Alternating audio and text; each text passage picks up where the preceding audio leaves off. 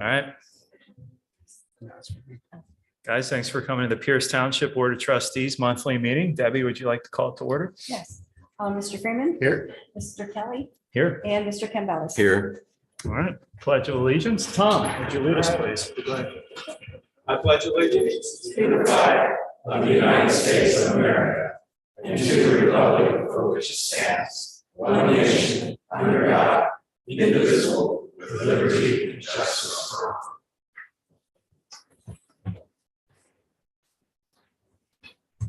All right. Well, thanks everybody for coming out. Well, we have a couple things we'll probably end up going a little out of order on the agenda with because we have a crowd and some of you folks are here for a specific thing. We'll try to address that up front and let you get out of here. Unless, of course, you want to stay for this riveting, I don't know how many motions we have on the agenda, but it might be a while. So we'll start out with approval of minutes. I request a motion to approve the regular meeting minutes of August 14th and the two special meetings, August 23rd and August 30th. So moved. Second.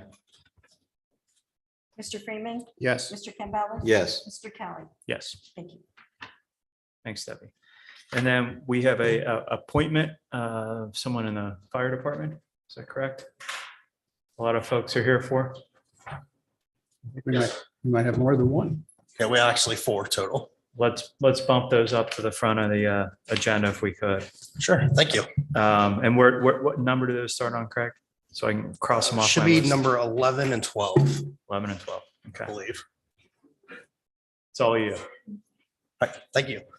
I request a motion to approve the appointment of Desiree Moore Murphy as a full-time firefighter paramedic at the established rate for the collective bargaining agreement, pending successful completion of all Ohio Police and Fire pension physical requirements, obtaining certification as Ohio Fire Safety Inspector or Hazard Recognition Officer, and serving a 1-year probationary period, noting that all associated expenses to be that of the township. We have a motion. So moved. Second. Roll call. Mr. Freeman. Yes. Mr. Campbell. Yes. And Mr. Kelly. Yes. Thank you. And I request a motion to approve the appointments of Elijah Hammonds, Tyler Schmidt, and Morgan Haney as full-time firefighter EMTs at the established rate per the collective bargaining agreement, pending successful completion of all Ohio Police and Fire pension physical requirements, obtaining certification as Ohio Fire Safety Inspector or Hazard Recognition Officer, and serving a 1-year probationary period, noting that all associated expenses to be that of the township. Moved. Second. Roll call. Mr. Campbell. Yes. Mr. Freeman. Yes. And Mr. Kelly. Yes. Thank you. If we could just swear them in quickly and get a couple of pictures, then we can get on with the meeting, and I think the room will clear out pretty substantially. Very good. Okay, so let me dig out my swearing in verbiage. If the 4 of you can please come forward. I got it. We're gonna do them all at once, Craig?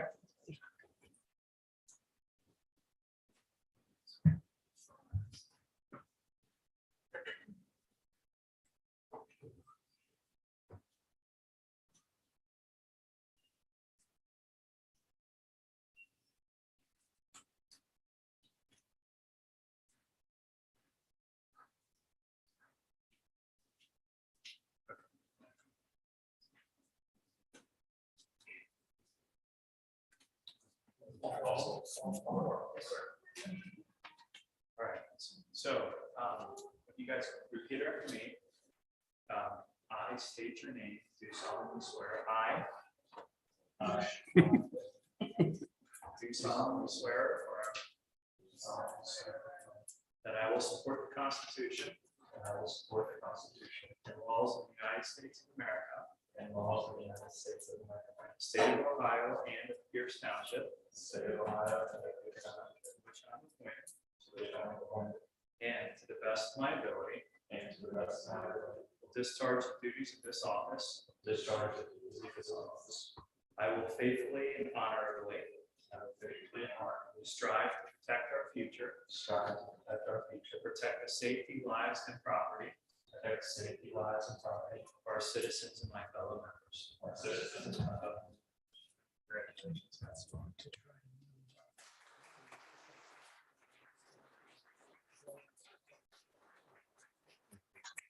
guys like? I'd recommend. Pardon?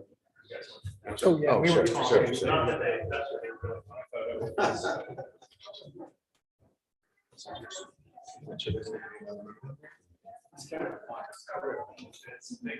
Actually.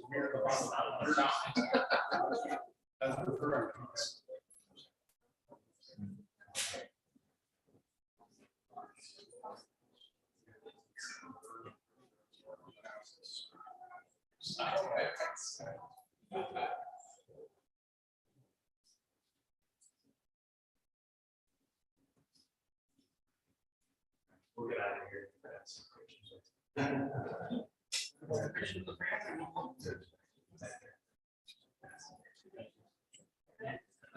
I don't want to try to photo.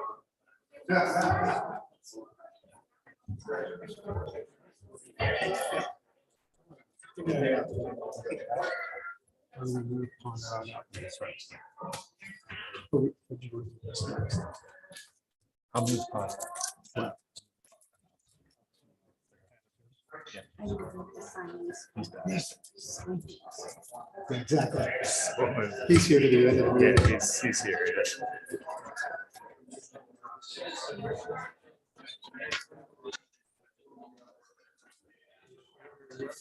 Don't they?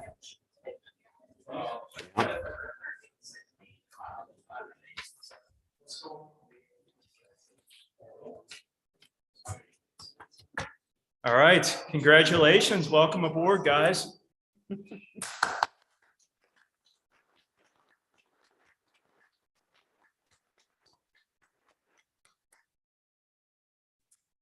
All right, so next on the agenda, I'm going to bump up another item. Well, not necessarily, I don't think it was a motion, but under public presentation, I'd like to discuss the Pond Run. I don't know how to refer to it, issue, I guess, rather. So Eddie, would you mind giving us some background on that? Because I know you've been working on it. I think you'd be best to kind of lay some stuff out prior to discussion.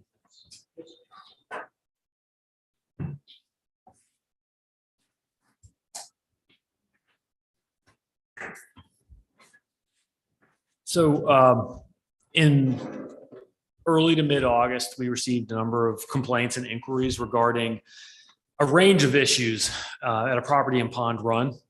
And in particular, there was suspicion that there was an Airbnb being operated, excavation equipment, work being done in a creek, among some other items, being a fence being installed without a permit, those sorts of things. So our zoning inspector went out over the preceding weeks, sent a number of letters and had a number of discussions with the property owner, Mr. Wiggins at the time. Those letters that went out detailed the permitting process and the regulations regarding Airbnbs and operating a business generally, what would be required.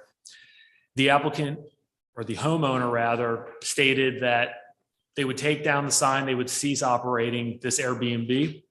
However, they might come into the office at a later time and kind of explore their option on what they could and could not do with regard to operating that sort of business. The heavy equipment is still out on site. Our zoning inspector confirmed that today as well. We worked with the U.S. Army Corps of Engineers as well as Claremont County Soil and Water to advise on kind of what the next steps would be. They're the general regulatory bodies that deal with debris and waterways and things of that effect. So we'll be following up, and any unresolved issues we'll be putting together and sending over to the prosecutor's office to make further progress and make sure we close the case on it. But that's a general kind of process of where it stands right now.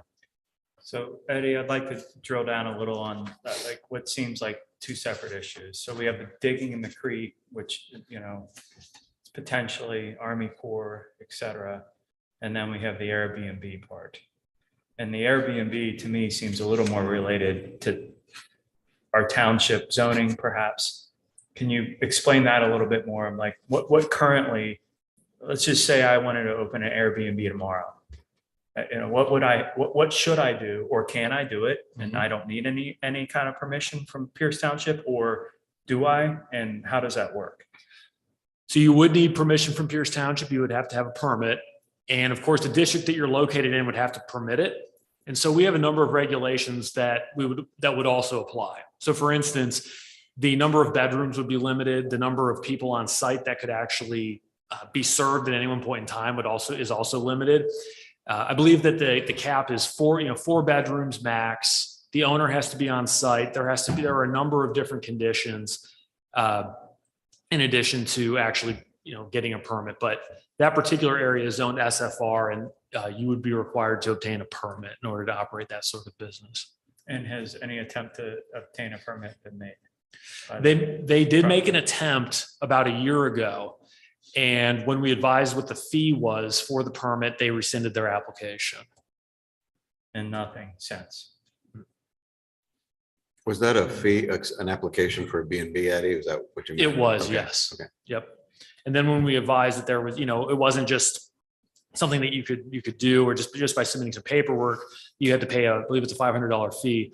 They said, well, it doesn't look like it's going to be worth it for us. So, could I ask one thing? In your opinion, is the zoning, are the zoning regulations the same for something like an Airbnb as they are for a bed and breakfast? Same. In our case, they would be, yes. So have you contacted them at all that they're essentially in violation of our township zoning at this point, to let them know that is the case currently, which it sounds like it is? Yep, we have. And substantively, they said that they would take down the signage that was out front advertising the use, for instance. We confirmed that they did actually do that. And as far as we understand, we haven't been able to find any advertisements or any other evidence of continuing operation to this point. Eddie, is there a difference? I'm sorry, Nick, go ahead. No. Okay. Is there a difference between the bed and breakfast zoning code and, let's say, just a multifamily residential rental type facility?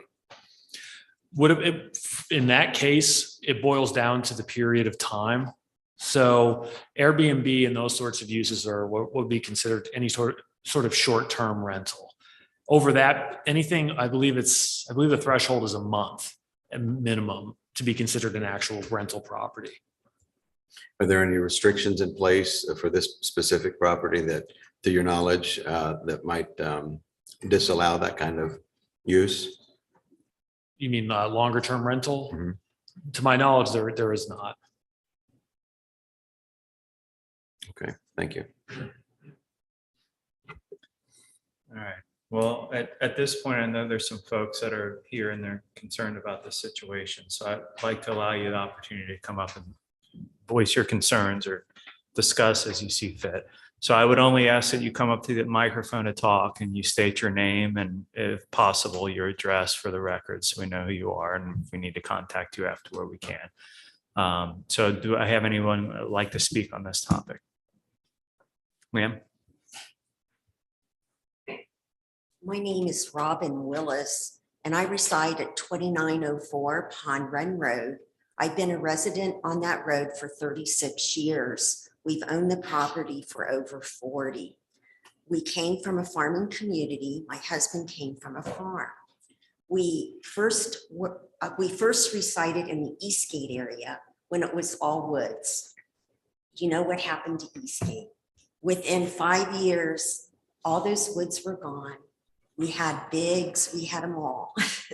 So we hunted property, and we found this piece of property that enabled us to get to work within a half an hour, and where we could have peace and solitude and reside in a manner that was congruent with how we grew up.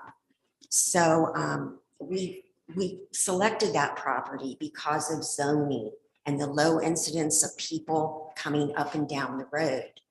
Over the years, of course, you know, the township has grown, and we accept the fact that we can no longer walk on the road because it's unsafe. We used to walk on it on a daily basis with kids, but we know we can no longer do that. We have seen people walk on it less as we live there.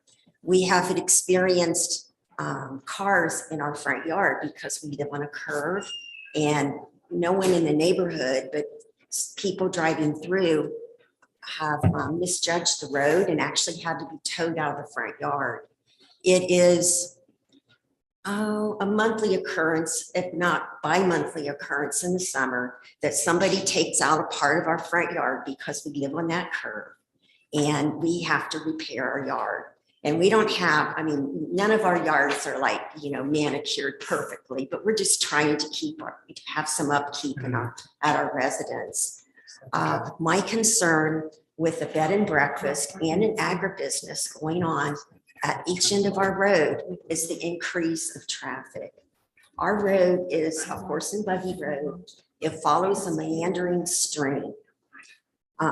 It's not easy to navigate. If you have friends come to you, like our friends from Cincinnati, they're like, oh my goodness, we were scared to death at the end of your road. How do you do this every day? On our road, there's no place for expansion, none at all. We politely know when to pull over, where we can pull over, and how we can get through with one another. We do not have the capacity for other people to be coming up and down the road. The bed and breakfast would of course be on one end of the road, but that would, you know, encourage people to explore the territory and again, go up and down the road. The other thing that has really, it's been a problem in the past, and our police department has been great with patrolling the road. But we also have a problem that now everybody has these trees where you can't see to help one another any longer. And you're perfectly secluded. Nobody sees you where you are.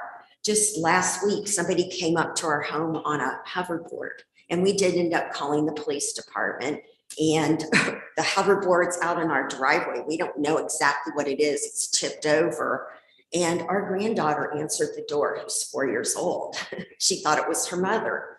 She ran and hid because we were outside trying to find, was that a package or what was in our yard and what happened? And here the young man goes down the road on the hoverboard. So we call, give a description. He's back within 5 minutes. He did not ring our doorbell because we have a Ring doorbell. It would have taken his picture.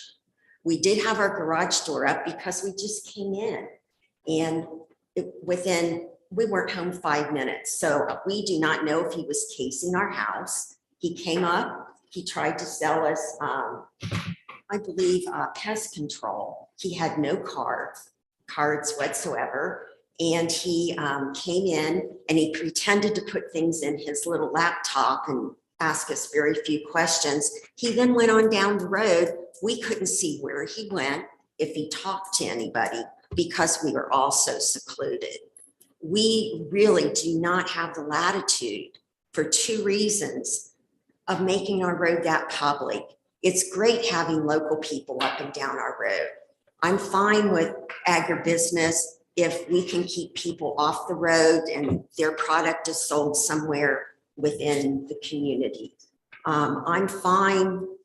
I think that's a great place down there for a bed and breakfast. I stay in bed and breakfast. I'm sure most of you have done that as you travel, but our road simply cannot support the traffic that's going to go through.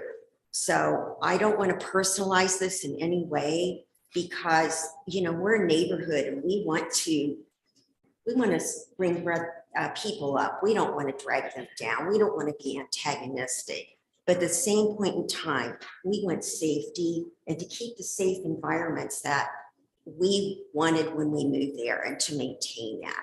I have only spoken to 12 people.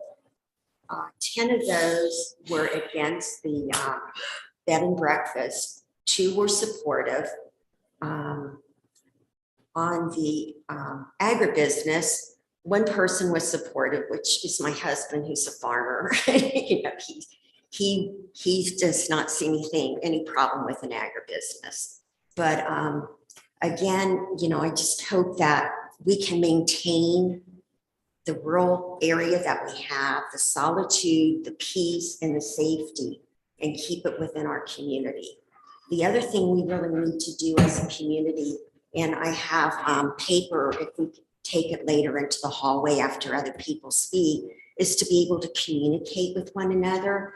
because so many people are new to the neighborhood that I personally stuffed mailboxes 2 days so that people knew that the meeting could take place, because we don't have contact information on so many people.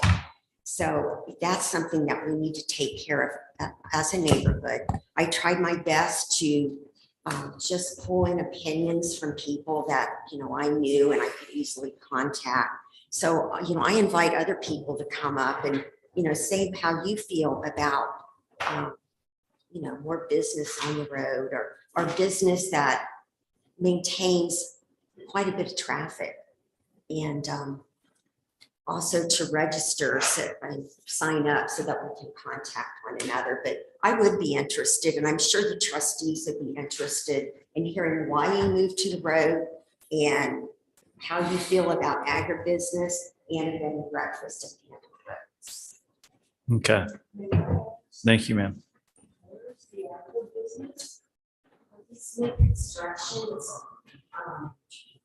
This might be, I could probably jump off it. Stan, why don't you come on up? Come on up, Stan. We got a couple things going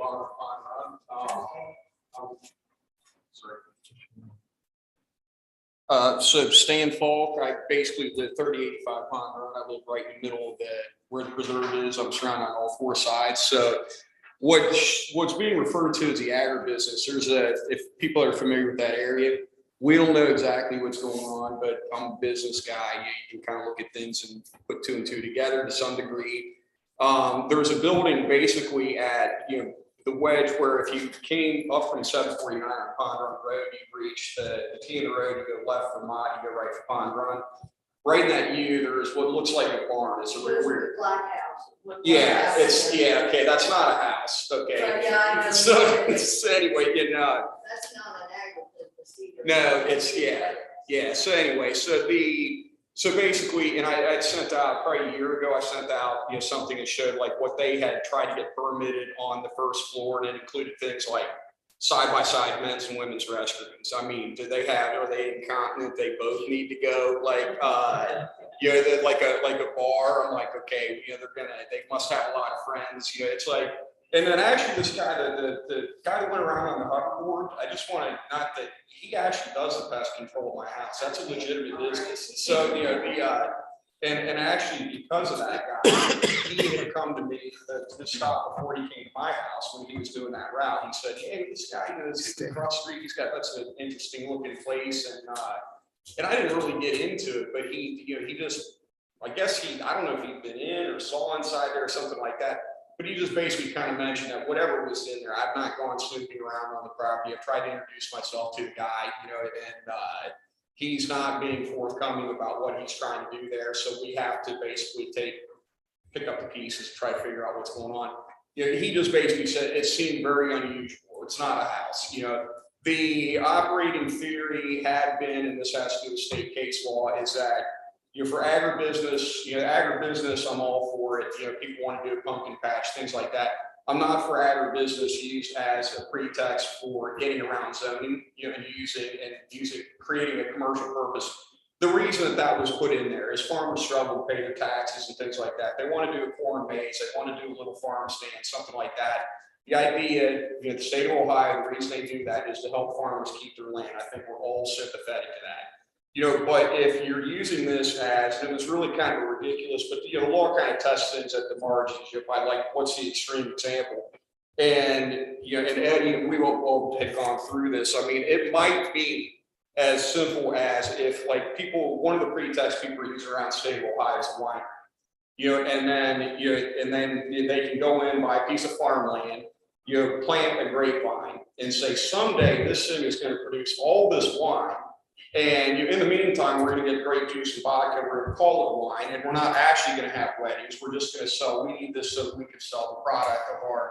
And they literally could. They could do like fermentation tanks and things like that. So say they're selling a crappy wine, and for $15,000, so somebody can have a wedding complete with catering and DJ and all these other things. So the idea is but the standard of basically like you can plant a grapevine. And then just say, well, my crop hasn't come in, we're going to be a winery. I don't know if it's at extreme laws being tested and things like that, but I think we've got a couple different concerns, at least as I see it, in that, I don't want to be, nobody ever moved to Pierce Township with peace, quiet, and nosy neighbors. So, if there's not an actual nuisance, I think that, we don't want to, at least for me, I don't want it to be like you have to take a neighborhood vote to figure out what color you paint your house, and they do have that in places, but, if there's going to be, so that the agribusiness at the top of the hill, there's no potential to do that, to have weddings up there without that being a major nuisance. As a matter of fact, the Glendale Golf Course was converted over to a wedding and event facility. I know a guy that lives there. He's friends with the guy. He's like, so he doesn't complain about it, but he's like, every Friday and Saturday night, you got drunk people up there. You have, there's raunchy rap music lyrics that you wouldn't want your kids hearing. There's people pouring out of there drunk, going down 749, all these roads. I know exactly what you're saying about that. We got enough problems with that. Without bringing, if this guy does it, and then when as it comes to the trustees, because I've just been dealing with township politics for a long time, people can be conspiratorial about where these guys stand on things and all that. But they've always had our back when it came to getting the preserve done and all that stuff. They've always had our back on this. They've been very forthcoming. When I ask questions, to the extent that they can share with me, they do, and I ask, and we've got a good working relationship on trying to keep an eye on this.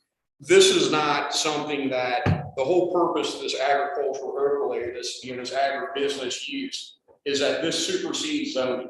That this goes to state law. This, you can correct me if I'm wrong on this, but I think this can.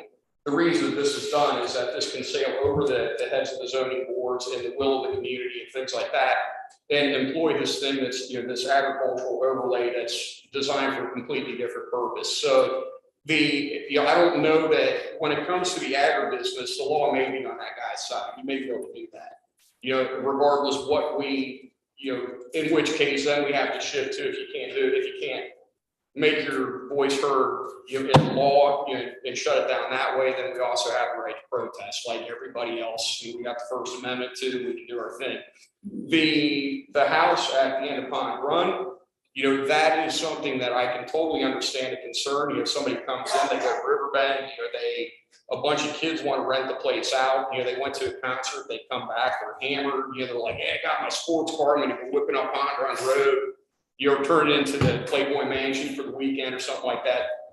Nobody wants that. But if it's something, and I don't know to the extent like approval process, I don't know how that's approved or revoked or anything like that. But as far as if it is used in a way, I think the sign is tacky. He had his phone number out there. I think some of you are selling things. I think that's tacky. I understand all that.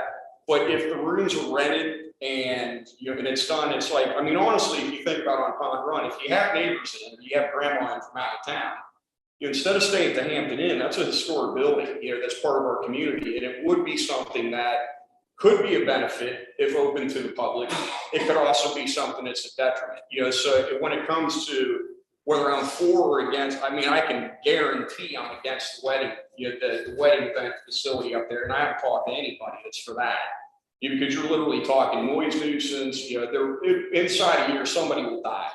That's just the way it goes. Somebody's going to come out of there, from town, they don't know the roads, they get not even drunk, 5 years, just enough to be confident enough to test out their car on the curbs, and they're going to go off the road and someone's going to die inside a year. If you have 300 people going up there, the house at the bottom, that could go either way. That could be something that's actually kind of nice, and it could be something that, if it's done right, and if it doesn't, it doesn't invite any more traffic than if the family that used to live there, they had 10 kids, and I used to hang out in there all the time. So, they're right there in 52. So is there the potential for a traffic nuisance? Absolutely. Is it definite that there's going to be a traffic nuisance? It depends on how the guy runs the business. It all depends on how that business is run.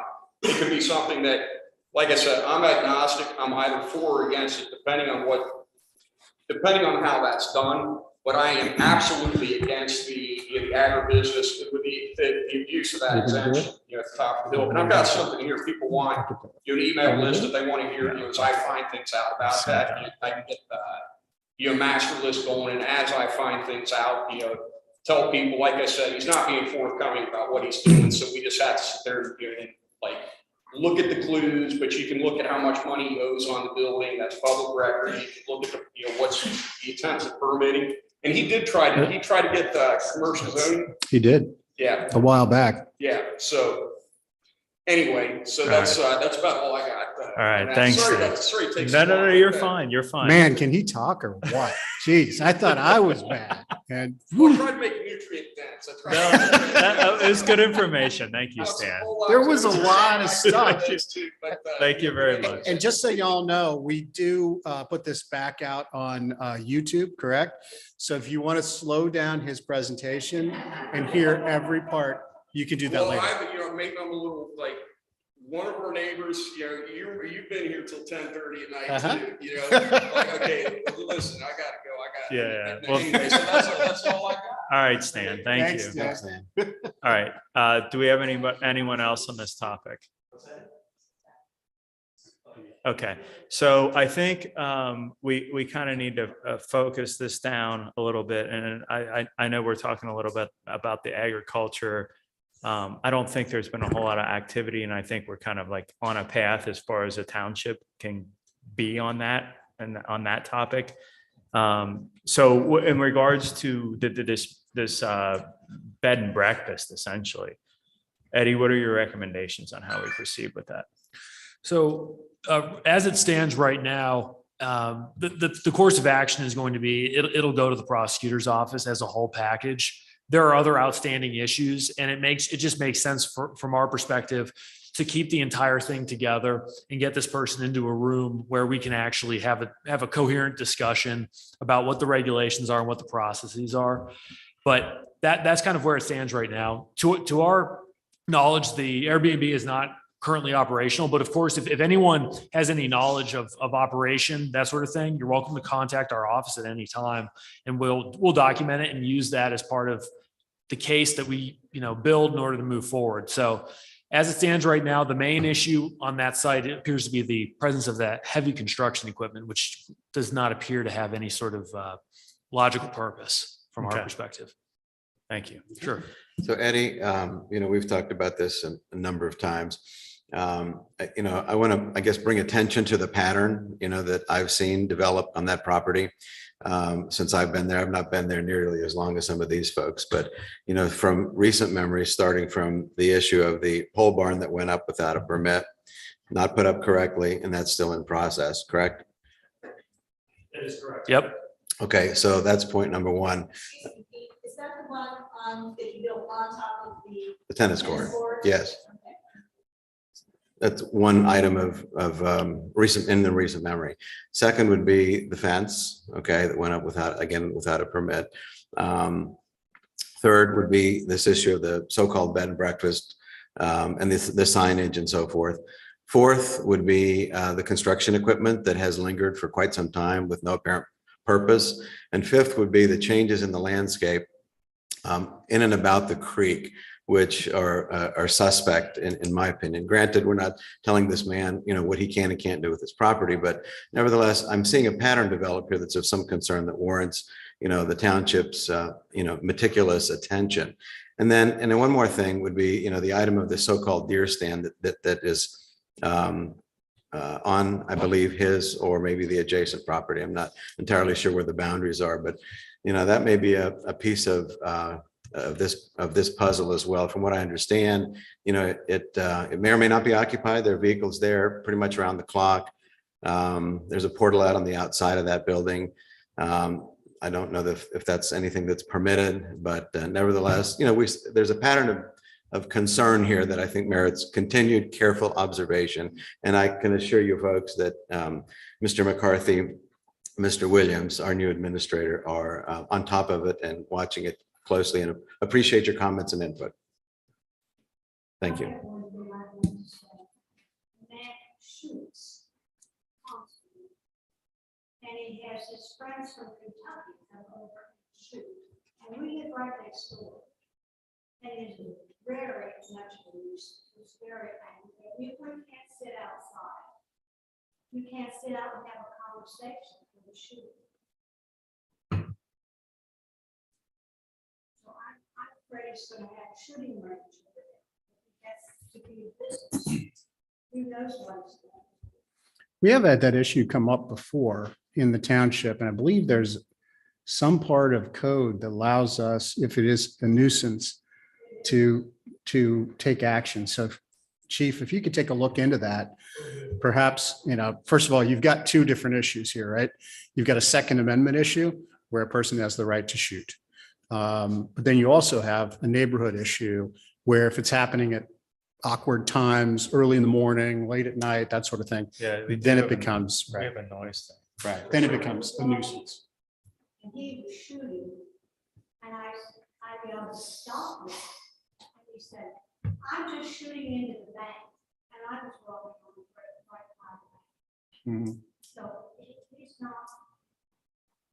It's an interesting sort. Was near water, with the lead abatement. I had the same thing with somebody who's skater trap shooting. Mhm. And all the lead pellets were all in my pond.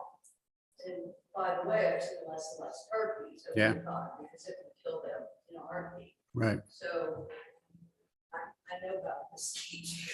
If you could, either after the meeting or if you're going to take off after this, just get your name and address over to Chief Brocksterman so that he has that on record. Wait, I just actually, the chairman has to recognize you. Sorry. Come on up. Sorry. I just All right, took- come on took up. And control of guys, you. I absolutely want to hear from everyone as much as possible, but we do have a packed agenda, and in order to hear from everyone, we gotta, I just want to Keep moving. reiterate that I'm Jennifer Taylor. I live at 2849 Pond Run. I've been there longer than he has. But since he's been there, he has been a nuisance. And it goes back to building without permits and being allowed to then continue and then putting tree stands that he wasn't supposed to have. But as far as the shooting goes, I have seen him laying on his ground, shooting signs on Pond Run Road as I'm driving by. That's very frightening to see someone shooting right across the road. That is a violation of the state of Ohio, shoot across the road. Yeah. I know that for a fact. If you see that, please call. yeah, And call make the sure- police. There's a police officer in the back just nodding her head so hard, I think her head's gonna fall off. She will be there in 2 seconds if you call. I did not call about that, but I have called before about the noise, Yeah. the shooting. He seems to have it down. He'll shoot for 10 or 15 minutes and then he'll stop. And then I don't know if he's watching for a police to go by, but I've called him in Mhm. and it doesn't seem to Oh. help. Okay, thank you. So some of this we will have to parse out as to what he's able to do like legally and what he's not able to do legally. Right. And so he's able to shoot all he wants essentially during certain hours if it's not a nuisance. And he can't shoot across roads and that kind of thing. So if you guys see him shooting across the road or you see any of this stuff even if you're not sure, just err on the side of caution and call our police department. We'd be happy to come down and absolutely look into it. Jennifer. I'm Steve Taylor, I'm Jennifer, her husband, sorry. Okay, well, that works. Uh-oh. It's a very modern relationship. That's cool. Yeah, that's okay. Very inclusive. The problem is the pattern. The deer stand went up first. People were clamoring about that. And somebody said, just disconnect the top of it instead of it being a dwelling, now it's a deer stand. Yeah, it started as a balcony Yeah. Hmm. and they said you can't put a balcony on a garage. Yeah. So now it's a deer So stand? now so if he removed it from the building by an inch and now it's a deer stand. And then there were 2 pole buildings put up on going back to a lake that he put in. All you can call it improvement, but I would like to see the permits. Yeah. There are no permits. He buys the larger property at the end of the Pond Run. He's got several people staying with him. The very first thing he does, puts a pole barn on top of a perfectly good tennis court. which, Right. Okay, he doesn't play tennis, but it really doesn't help the property. And technically speaking, it would not affect our property value, but it doesn't look. So on the other side of the fence, we've got Carl Hartman here. Carl, I don't know if you know the answer to this. Carl used to be the county engineer. So he knows things. He's seen things. As I recall, there's a code violation related. You have to have a permit if you're trying to move more than 40 yards of dirt. Is that right? The echo in here. No, sorry. You're closing my hearing aids. Thanks. Sorry. Your question? Just a real quick question. Is it 40 yards of dirt before you have to have a permit to dig? I thought it was 100. Okay, well, I'll go with 100, but it depends on the size of his pond. He should have had a permit to dig that pond. There's the soil, there's water and erosion control measures Right. that should be in place. I agree. And it should probably be reviewed by the soil and water conservation up in Owensville. So that said, Eddie, can you get somebody on checking how long has he had that pond? It's been there for so long now. Well, but we need to know whether the sides of that pond Well, are, it depends upon the type of dam. Yeah. Was class 1, class 2, or class 3. he probably dug it in the middle of the field. That's what he did. Yeah, there's different classifications of So- dam, and it depends upon potential downstream damage to properties downstream. Right. And that's where it goes. It depends upon the volume of water and the potential downstream.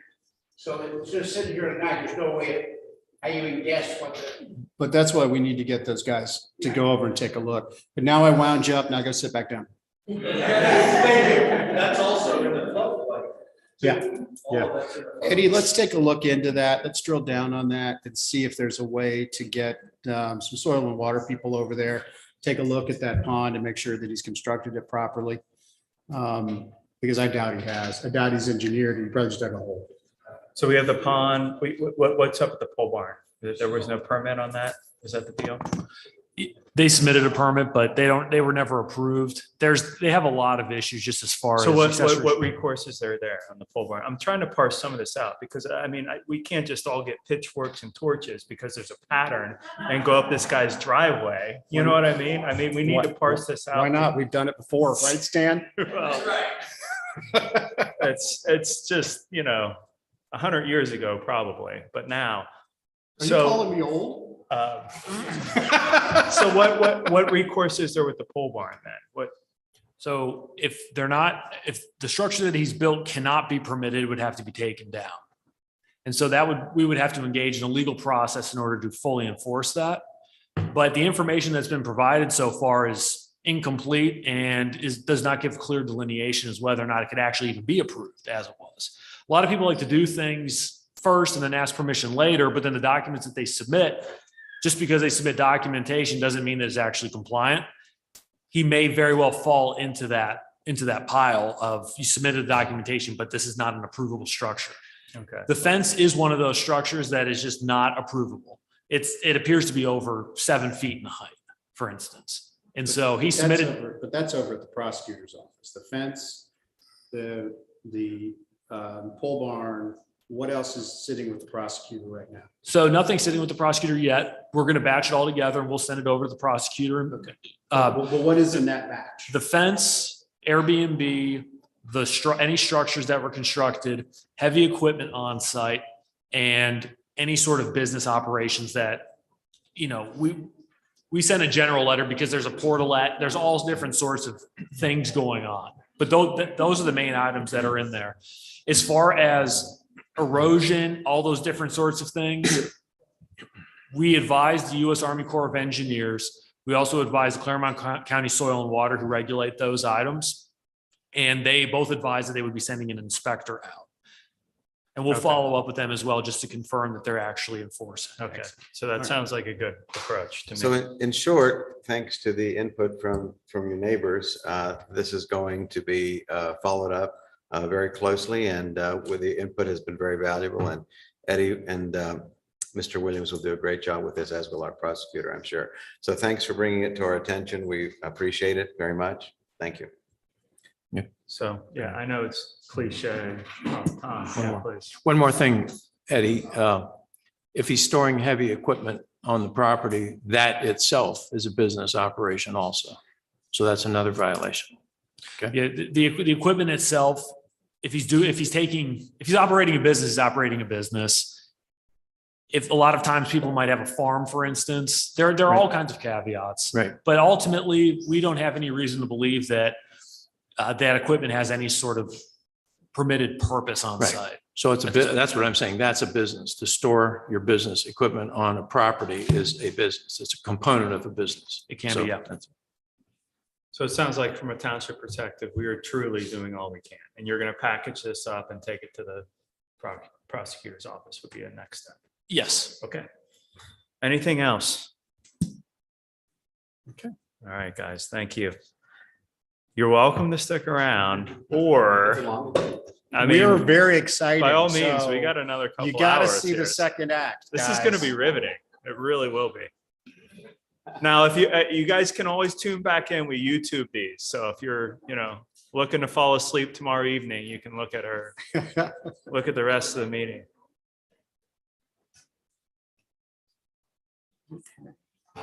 Room's clearing out.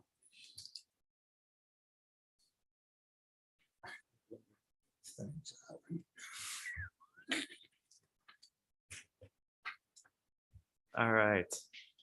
So. I'm going to go ahead and go a little more out of order and do the nuisances update. Yes. And we've got presentation in the back of the room. The two ladies in the back are with Okay. Who are they with? Chief. You just recognize. Chief. Yeah. Okay. Sorry. I'd like to, with your permission, invite Miss Rita Fredericks and Miss Kathy Hart to come to the front of the room, please. So these two fine ladies are with the Amelia American Legion Bicentennial Unit 773. A couple of months ago, Miss Fredericks gave me a call, and she said, Chief, our unit would like to buy your department a piece of equipment that you have not had the ability to buy because of finances. And so I'm thinking, okay, she's thinking $500 or $1,000. And I said, Ms. Fredericks, how much are you talking about? And she said about $16,000. Well, Florida. So as a department, we started to put together a wish list of items that we thought would be good to use this money on. And so we presented our list to Ms. Fredericks and her unit, and they approved our list. And so we brought a couple items here. So we have a lot of bodies of water around the township. And we thought it would be a good idea to outfit every police vehicle with a throw bag, for the ponds or the creeks or even the Ohio River. And we want each officer to have a life vest in their cruiser as well. So I thought that was a good idea. Secondly, we are going to purchase a thermal imager. So if a person gets lost in the wooded area at night, we would have this thermal imager to help us locate the individual. And then also, we've taken a lot of dogs, and I know the good doctor has a soft spot in his heart for animals. And so we've taken a lot of stray dogs, and we thought it would be good to get a microchip reader to possibly reunite the dogs quickly with their owners. But the biggest thing that is on order for us that we have yet to receive is a crime scene trailer. And we are going to outfit that crime scene trailer, and that crime scene trailer can be brought to any large crime scene that we have. And we would have all the equipment at the scene to be more efficient and effective in processing that crime scene. And when we have that vehicle wrapped, we're going to make sure we note the sponsor of the vehicle, and it's going to be outfitted as well with all the equipment inside. But we're going to recognize the Amelia American Legion Bicentennial Unit 773, not the Post, because the Post is the mail organization. we want to recognize a female. Yeah. Yeah.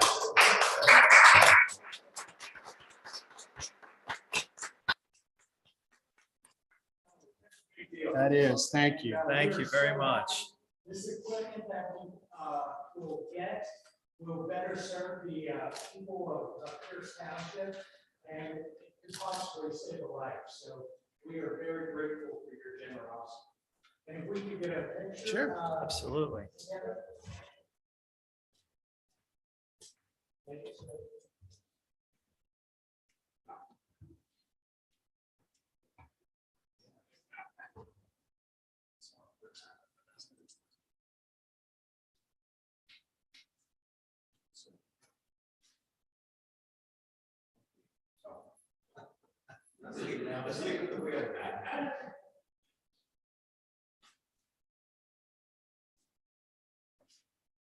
Thank you so much.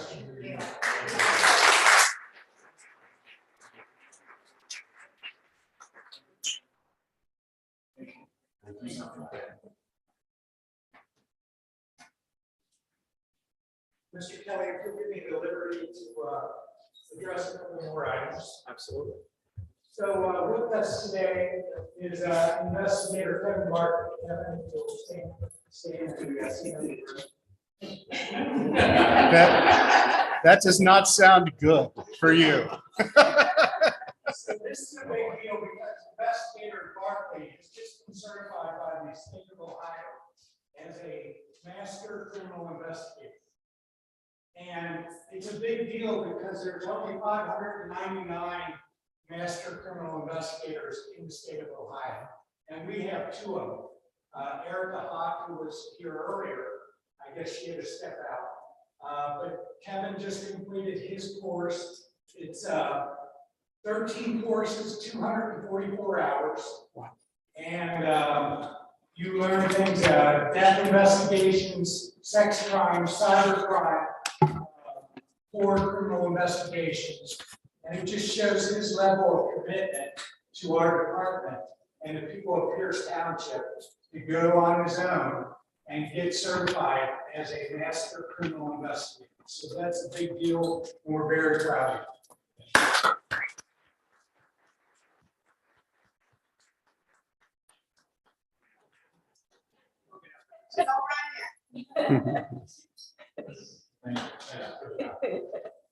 And lastly, I think you'll see in your packets where we have a good news item about the links, which is formerly St. Andrews.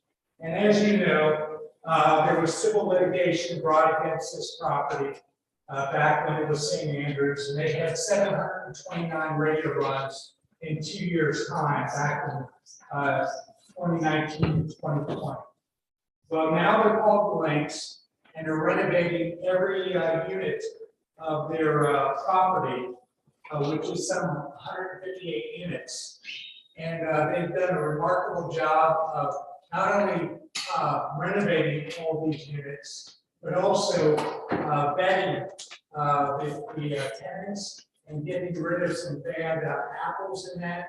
And so we thought it was a good idea to assign the property a liaison office to deal with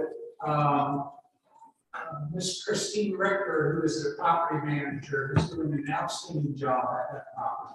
But between Officer Dorman and Christine Richter, we went from averaging 39 calls for service a month from January to March. In August, we only had 9 calls for service at that property. 158 units, only 9 calls for service.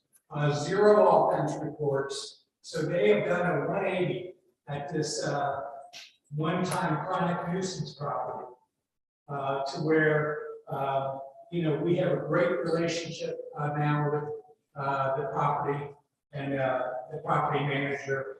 And we look forward to a continued good working relationship. And Jason Dorman is a big part of that. So we're very proud of Jason as well. Thank you, Jason.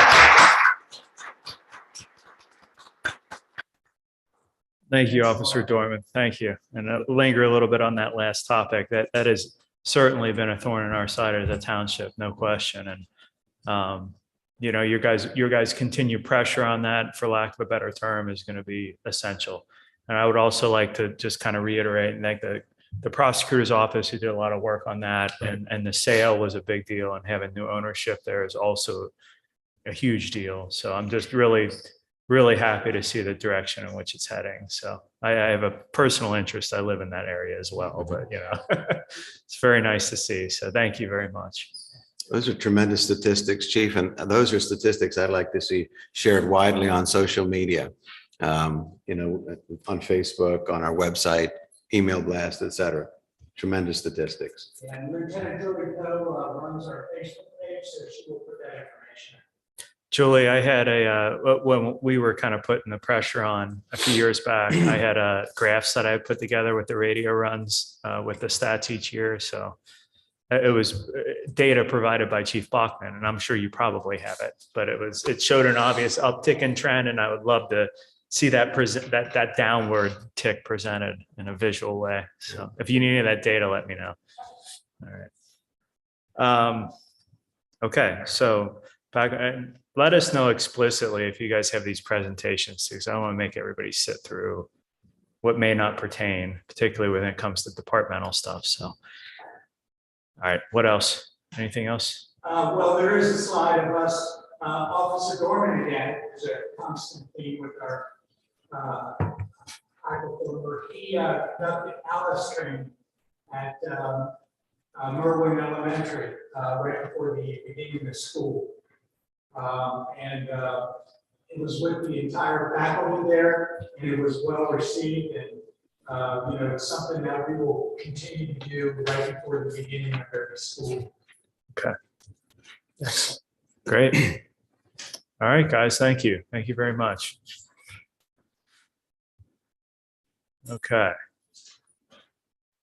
So in my typical fashion, I'm just going to keep changing and moving around and not going to script. We will stick with departmental updates now that we're moving on those. Fire and EMS, Craig.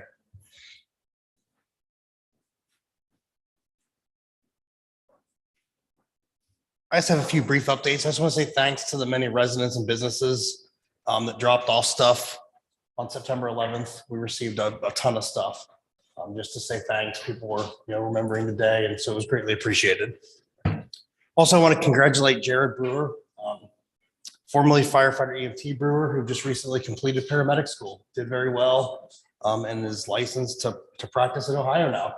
So we are doing our orientation process with him to get him cut loose on his own as a paramedic, which is great for us. And the last thing is we've been working with the police department to kind of finalize our UTV project. The skid unit's in. We've kind of finalized the emergency lights and stuff to go on that are going to go on it. And hopefully we'll have that wrapped up here very shortly. That's all I have. Thank you. Thanks, Craig. Before we move on to, if you don't mind, may I briefly? Of course. So since we finished our first responders updates, I just want to make a statement. It's a prepared statement, so bear with me, and it's short, but it pertains to September 11th and what went on, and it's a little tribute to you guys. So on September the 11th, 2001, as most of us were going about our daily lives and routines, our country experienced the most heinous attack in its history. It was particularly frightening to me as I was overseas with no way to contact my family and learn and understand the magnitude of what had happened and know and understand that they were alive and safe. All phone lines to the United States were down and only limited details were being provided by the local media.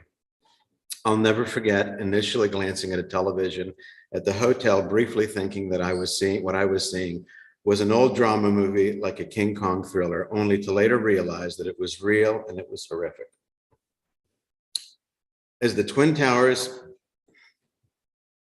and the Pentagon were burning, I'm sorry to get so emotional, but this was emotional for me to write. Our fellow citizens were running out and away, as our brave first responders, on the other hand, were running in. And today, I salute them in their ultimate sacrifices and I salute and recognize the bravery and dedication of our own Pierce Township first responders. May God be with you and guide you and protect you. Thank you.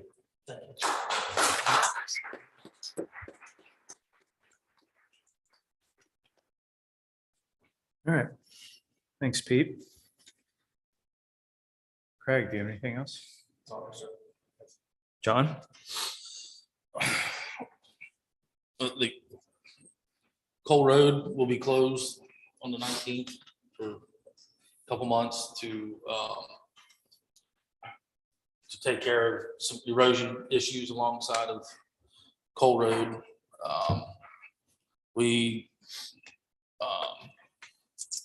So we posted that to the Facebook and to the website so people can get that. And then what else do we have? John, what happened there? I missed the detail on that. Was there a big landslide or what? Well, it's eroding right alongside the edge of the road. And we had a slip that fell off that was basically took it from the white line and went down. Okay. So, and it's a very long portion of the roadway. And so they're going to peer and plug that all the way down. We shouldn't have an issue down there for, you know, I wouldn't say forever because I mean, eventually it goes away, but that, and then the parking lot will be paved next week. That probably Tuesday, I believe they're supposed to start, probably Tuesday afternoon, he said. Who's excited about that? I think everybody. I want to be is. able to see where I park my car when I come in for the meetings now. This is a big deal. Craig's excited. I'm very excited. Very excited. They'll probably be here Tuesday afternoon, he said, and that's weather permitting. They may get pushed back a day. So you just never know with working outdoors. So It's been a long time coming. it has. So One more day might push us all over the edge. John. It might, but so hopefully that will get taken care of next week, and then we'll get it line striped, and hopefully it'll look nice. So, all right, that's all I got. Thanks, John. Okay, Parks and Green Space Committee, tennis court repair, I guess, more specifically. Start off with that. All right, that's better. Tim's new. He Yeah. just started. So I have to figure out the operation of that. So I sent out to the trustees your report that we received late yesterday from Kleiningers related to the tennis court. If you recall from the last meeting, we approved the contract with Logan Creek for the improvements to both the Locust Corner and Grove Parks. There were several alternatives in there. I think there are 4 total that you all approved, except for the recoating of the tennis court. And in working with Mr. Kohler, we had some concerns about the condition of that court. The cracks were significant. There were cracks that were there 2 or 3 years ago when we coated it the last time. And so obviously the coating didn't last and the cracks are getting larger. So we had a meeting on site with Kleiningers and their engineer to look at it. And we asked them to come up with some options for the court. And what I'd sent on to the trustees was potentially 4 different options for the court. All of those are fairly significant in cost, the lease being approximately $20,000. And that's another overlay to the existing court like we did 2.5, 3 years ago. The next one would be approximately $70,000. And that would be an overlay, but would also include a paving grid, which is similar to a geotech grid that you put on streets to try to help hold the binding together. But if the base is not in great shape, then that's something that would fail fairly quickly too. In talking to John and his experience, option 2 or the third option was about $92,000.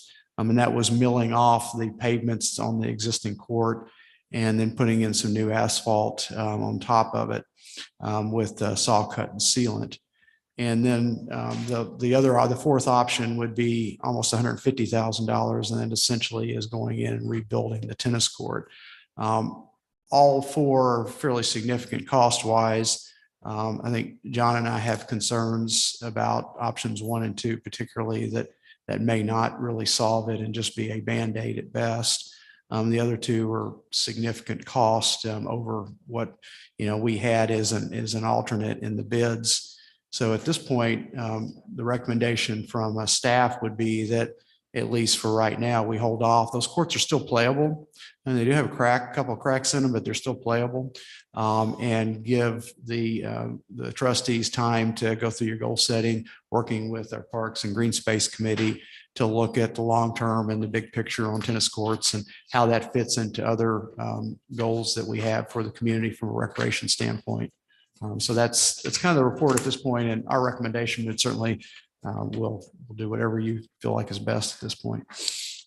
Well, I'm inclined probably to stick with the recommendation moreover personally, but I would like to know, have we had complaints from residents about the condition of those courts? I have not received any. Of course, I'm a newcomer Well, here that with you know two of. months. So, but in turning to either Michelle or Mr. Kohler, I would ask if they've heard anything, but I certainly have not. Since we repaired it, no, I have not, but obviously crack filling that it started a couple weeks. It will continue a couple weeks. But I mean, like I said, it's still playable, and it looks nice still. When you're going up on it, standing or hop up and see. But it's eventually that will all come loose.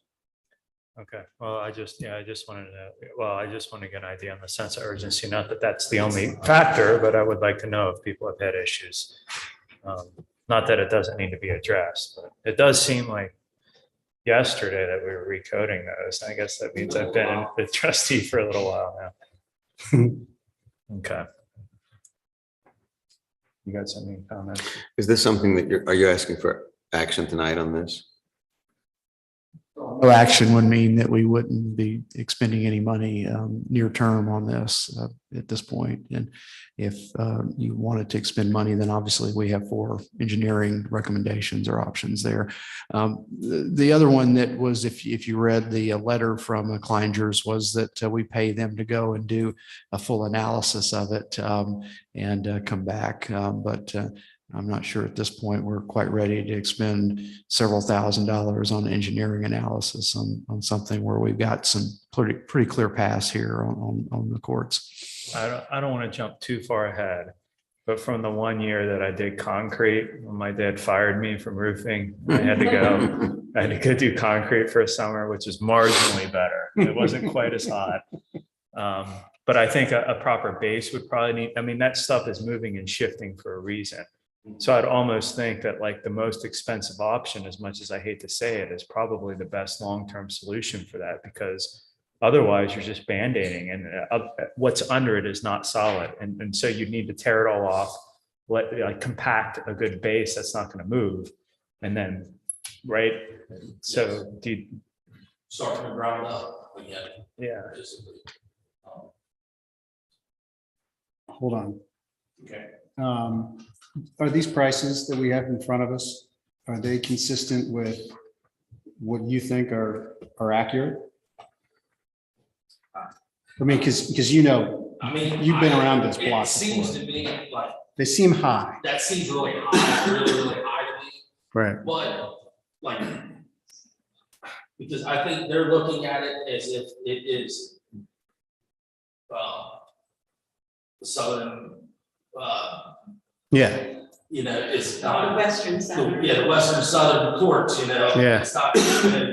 I'm looking here, there's a 20% contingency here, and it's like, usually you don't do a 20% contingency, I but think that lies with, when they pave it, because tennis courts are paved very flat. Water, if there's any water or anything like that, Mhm. they have to basically rectify that. And so you're holding retainage so that they rectify any water holes or anything like that. So, would your boys be able to do this? No, that's. what about the demo part. What about when you have an off-season demoing it out and then paying? You could demo it and you could pay somebody to come in. We might save some money there. Like you could probably, I would say, you could get a, you know, JK Muir just did, legendary runs courts. They tore them out and put them in. Right. So I mean, that's, I guarantee they didn't pay that much money to do that. There's cheaper options. I think they're building it as a, you know. Yeah, I mean, Well, we could essentially get a price just to lay the court, and the demo part could be done at your leisure. I mean, I don't mean it to sound that way, but you do have downtime in the winter and things, and you don't, it wouldn't have to be done at a certain I time. wouldn't suggest tearing it out in the winter time, because then you're opening it up to all the water and everything. I would suggest tearing it out in like in the spring. Early spring. And then having them come in and pay, you know, within, Right. you know, within a month of tearing it out, just so it's not sitting open for so long. But getting a price on just the install could be an option in housing the demo. I mean, I'm looking at $147,000 to, to do the full rebuild. How much are we putting into Cole Road to do a full rebuild of the siding? About double that. I mean, that's a lot for a tennis court. Yes. Mr. I personally think we could probably do it for 50,000.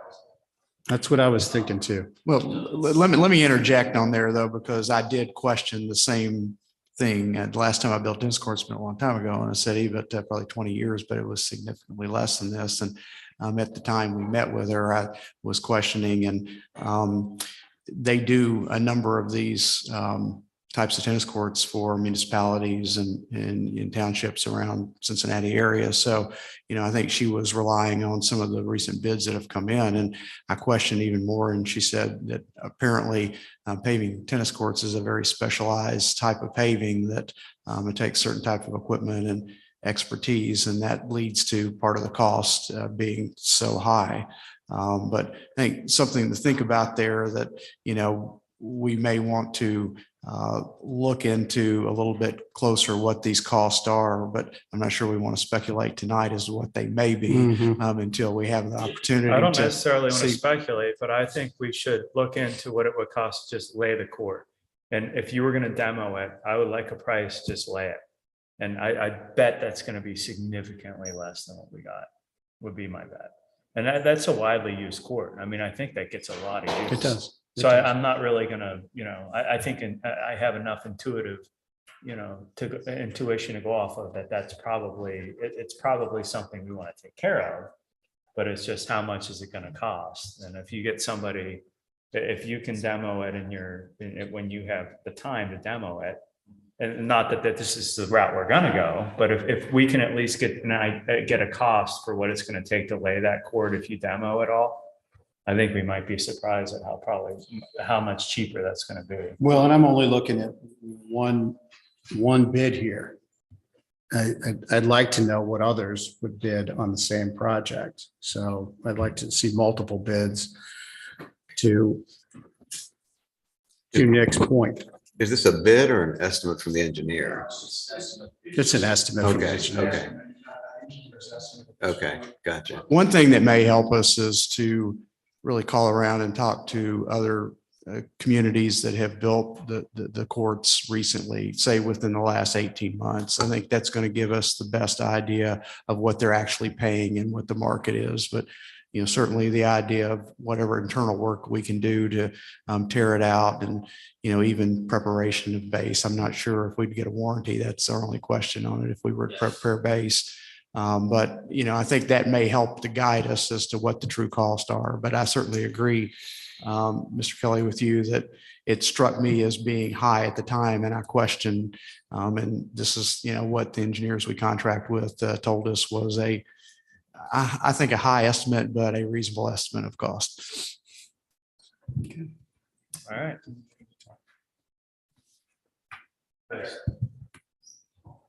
My name's Dennis Luke and I live at 3600 Dunes Court. A couple of issues I can help you out with. We just redid ours at Legendary Run.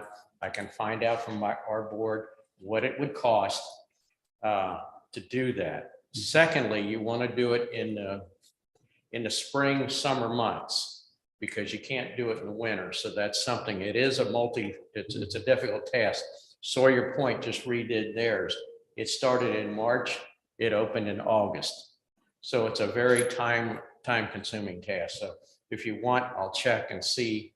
I understand the constraints. The only thing I would ask, if we're going to leave the courts as the way they are, they need to complete the walkway from the walk to the tennis courts. You have to walk through the wet grass or try to walk along the fence line to get in. From the parking lot to the courts? Yeah, you have the parking lot, and then you've got a path that comes out maybe 8 feet, and then you have to walk through another 6 feet of wet grass. I hear this from all the women that play tennis over. You have to walk through the wet grass before you get on the tennis courts. Guys? Why that was never done. Oh, okay. So I can send you pictures and everything. No, I'm fine with it. I just was curious. So if that can be upgraded, if we're going to leave it as is, at least make it an acceptable entrance to walk into the tennis courts. Right. And I'll work on getting that other information for you. Perfect. Thank you. Thank you. All right. More discussion on the tennis court. Should we drill down further? All right. Let's see, where are we? Planning and zoning. Planning and zoning. Unless we had something else from parks. We had a meeting last night. So I don't have my official minutes from last night, but I can give you just from my notes. We're still looking for a timeline, a starting timeline for the Grove Park and Locust Corner to start, or the bids being accepted. We didn't have that information with us last night. So we're still trying to look, we're looking for that. We had a guest, his name was Joe, had a presentation about futsal courts. Am I pronouncing that correctly? Futsal courts, which is like soccer on a smaller field, and it's hard, not in the grass. So it's something I guess is catching on, like the pickleball has caught on. But he's going to gather some information. Apparently he works for the Ohio Soccer Association. I believe that's what the company he works for. Talking about grants and how popular it's become. So he's going to present that back to us, hopefully next month. We talked about the summer concert series for next year and possibly movie nights for next year. We scheduled our fall work day for November the 19th. We discussed a little bit on the Christmas tree lighting that we had last year. It was the first year we had it. It was successful, we felt. And so that's on the agenda to move forward with and discuss. And then the only other thing that I have is the Christmas parade. It's scheduled for December the 11th. It's a Sunday at 2:00. So we can talk more about that in the coming months. Thanks, Michelle. You're welcome. And we should maybe be kind of specific with the tennis court. So the expectation is at the next meeting, we're going to have maybe another bid and options on that where do we stand with that? I just don't want to let it float in limbo, I guess. Well, I know that John was going to look at potentially what savings we would have in demolition. And I'll get with Kleinger's to see in these quotes what was built in for demolition. So we know that will be a saved number.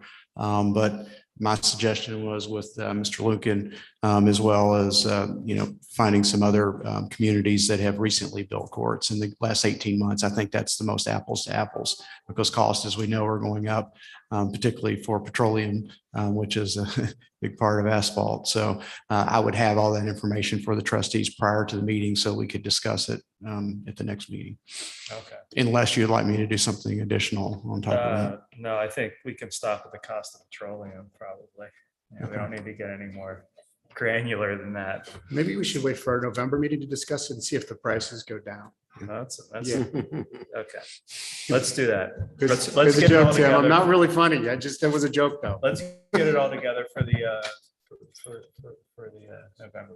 Yes, I Michelle. have one more thing to add. The George Memorial is Sunday, the 18th at 2 p.m. To celebrate George Carpenter's contribution to the township and everything he has done personally and professionally for this township.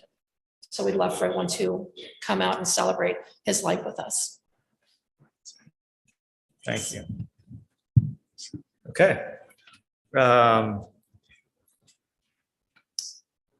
All right, nuisance violation, development of solar and windmill zoning.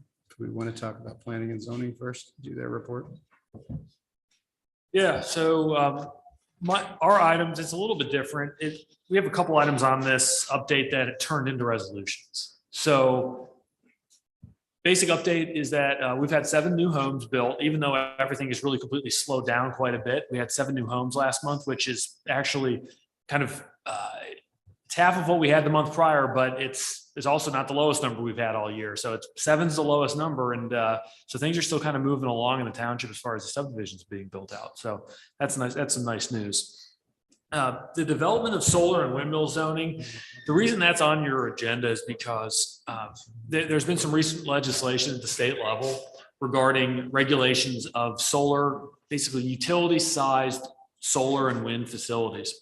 We sat through a little bit of a presentation with County Economic Development and their planning department, advising us on what next steps would need to be taken and kind of the impact of the regulations. So what staff's going to do is put together a plan of action on how we would recommend best addressing this issue. Basically, we have to come up with a restricted area and a recommended area for these types of facilities. The county would then send it to the county and the county would make a determination on it. But as far as the proper course of action and what, how we're going to delineate areas and that sort of thing, staff will put together a general recommendation and bring it back before this board. So, Eddie, at the meeting, the Township Association meeting a few weeks back, there was a suggestion made by one of the other township trustees to maybe run that kind of stuff through the Board of Zoning for further discussion before, a final recommendation is made. For your consideration, that was his idea, not mine, but it sounded good to me. Well, generally speaking, if we're going to do something that we're going to include in our zoning code, we have to do that anyway. So that's a step we automatically have to take. Not formal, just to bounce some ideas off of. Yeah, those folks. I mean, I think you guys have a great conversation with those guys. Yeah. Taylor, right? Sorry? Guy's name is Taylor. Is that correct? Taylor, correct. Yep. He was the guy that did the presentation the other day. So the 2 other items I have a nuisance. If you want to deal with that right now, I also have have a sidewalk agreement, which is a 2-piece as well. Let's jump into the sidewalk agreement. If Mr. Chairman is amenable. Just along for the ride. He gave up about an hour ago. So I'll make this one relatively painless. So line 19 on your agenda, basically staff requests a motion to approve edits to the township sidewalk repair and replacement policy. So what instigated this entire thing is the Jiffy Lube development on State Route 125. We forwarded our present township sidewalk maintenance agreement over to Mr. Keating's office. We were working with Attorney Katie Barbier on this particular issue. She recommended a number of changes to the agreement to the document that we already have and policy that we already have in place, which include things like snow and ice removal, which had not been on that agreement. Also some items regarding liability and so forth. Now, just as a refresher, this agreement is essentially our pass-through agreement. So any sidewalks along State Route 125, ODOT requires that the township sign an agreement with them for maintenance. We have essentially said, sure, we understand that's just the state's policy. But what we then do is we turn around to the developer and the property owner and say, here's our policy. It's a pass-through agreement. the developer the property owner then maintains those obligations to repair, replace, and in this case would then remove snow, ice, and those sorts of things on that sidewalk that we're requiring. So the first item is I would recommend that we amend the policy per the motion. And then if that is suitable, the next step would be to pass the resolution 2022-039, which authorizes us to staff in the township to enter into an agreement with ODOT on this maintenance agreement. And then we would then execute the remainder of the contracts agreements, if you will. So my first step, I would request, I can read it once again. I request a motion. Let's see.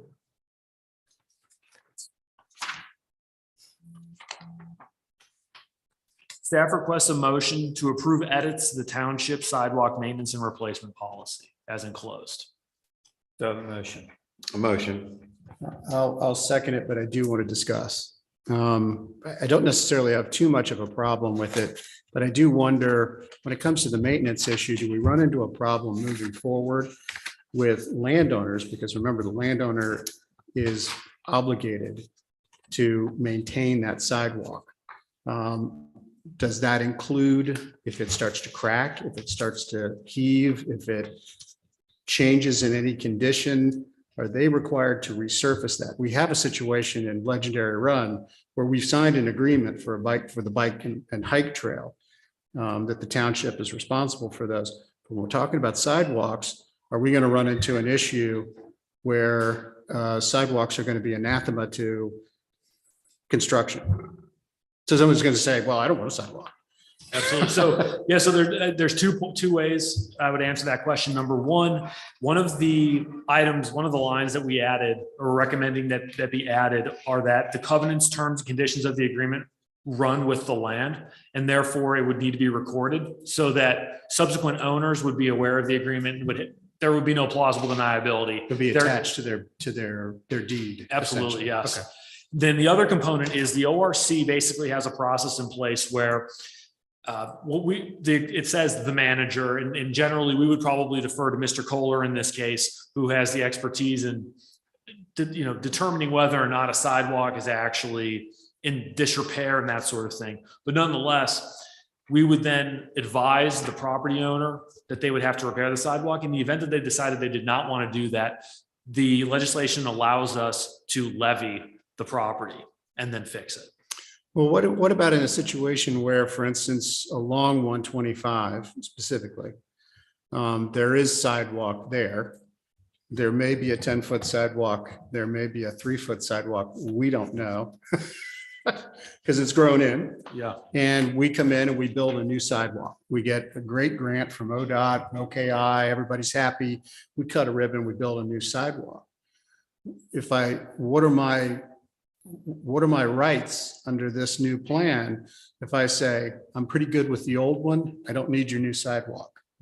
So the way that the ORC reads, there is a process for working with the property owners. We have to notify them and actually run through the advertisement process to determine whether or not they would actually be amenable. We obviously have not run into that before. These problems are starting to crop up as we, again, require sidewalks regulatorily, and then also as we build them. But generally speaking, that is the process where we would try and reach an agreement, and it lays out essentially, the township can agree to pay 30%, 50%, 100, whatever it might be. But that would be a process that we'd have to work through with the actual property owners. All right, so it would be a negotiation. All right, Yeah. I'm good. Thank you. Sure. Sounds like a pain in the butt, though. I mean, so what if somebody was just like, I like it the way it is, like Alan was saying? I mean, I don't see a definitive answer to that. What's if somebody's like, leave it alone, I don't want to do anything with it. Not that that's likely to happen, but I know it's ugly, but it's my sidewalk and I want to leave it the way it is. According to then what your would our rules. course be to go ahead and move forward if we had a grant to do a big section? Could we just get their input, and if they weren't amenable, say, well, okay, we're going to do it anyway? I mean, how would that work? So my recommendation would be that we get those agreements in place prior, and conceivably, there might be sections that don't get constructed as a result. And frequently, there's an economic incentive for commercial properties to have sidewalk and have multiple ways to actually access their property. But realistically, where the rubber meets the road, we do have residential properties along 125 that are legal non-conforming. They're in place. And of course, we would look at those properties as significantly different than an active commercial property. So ultimately, we would want to take as non-confrontational of an approach as possible and see if we can get those agreements in place. And then for where those agreements are in place, they would then run with the land. But ultimately, the way that the ORC was written, there's a process where that's just how, the infrastructure can be improved. And there's a levy process and advertising process and so forth. Now, you can be diplomatic about it, and that would be the suggested route. But of course, the legislation is pretty black and white, and just if there's infrastructure that needs to be replaced, this is what you need to do. That was just what I was curious of. Yeah, Like absolutely. worst case scenario. Thank you. Sure. All right. Anything else on that topic? Hold on, we got someone that wants to talk. Oh, sure. Yeah, could I interject something on this? Absolutely. If you come up to the mic, we'd appreciate it. We live stream these, and there could be hundreds or thousands of people viewing right now. Not to make you nervous or Yeah. anything, No, but no. we are streaming around the world right now. Okay. That's wonderful. Where's the camera? Smile. Anyhow, my name's Vic Bradley, and we moved down here in November of 2013. And we lived in the Sedona Ridge area. That's a topic I'm going to set aside for just a moment. When you're talking about sidewalks, and I know because I sat down with the former administrator for Amelia a couple hours, I learned a great deal. Now he's talking about the state of Ohio is going to come down there and pull the road from Kroger's to Walmart. And so he said there's several businesses and maybe even a house or two that's going to have to go. So right now they're playing at the intersections where someone goes up and they tap a button and the lights all change. So, that's a total nightmare. They do all this work and they probably are doing it with American Rescue Plan funds. And so is there a plan? Does anyone know if there's a plan where ODOT is going to open that road up? No. I mean, they've already got one major project up there by the car dealership. Yeah, I can answer that question for you if you'd like. Sure. We did have a meeting, and I'll go into it a little bit in greater depth in a few minutes, but we did meet with ODOT. ODOT does not have an interest in widening 125. It was the village that wanted to widen 125. And so they were looking at different buildings that they could purchase to take down.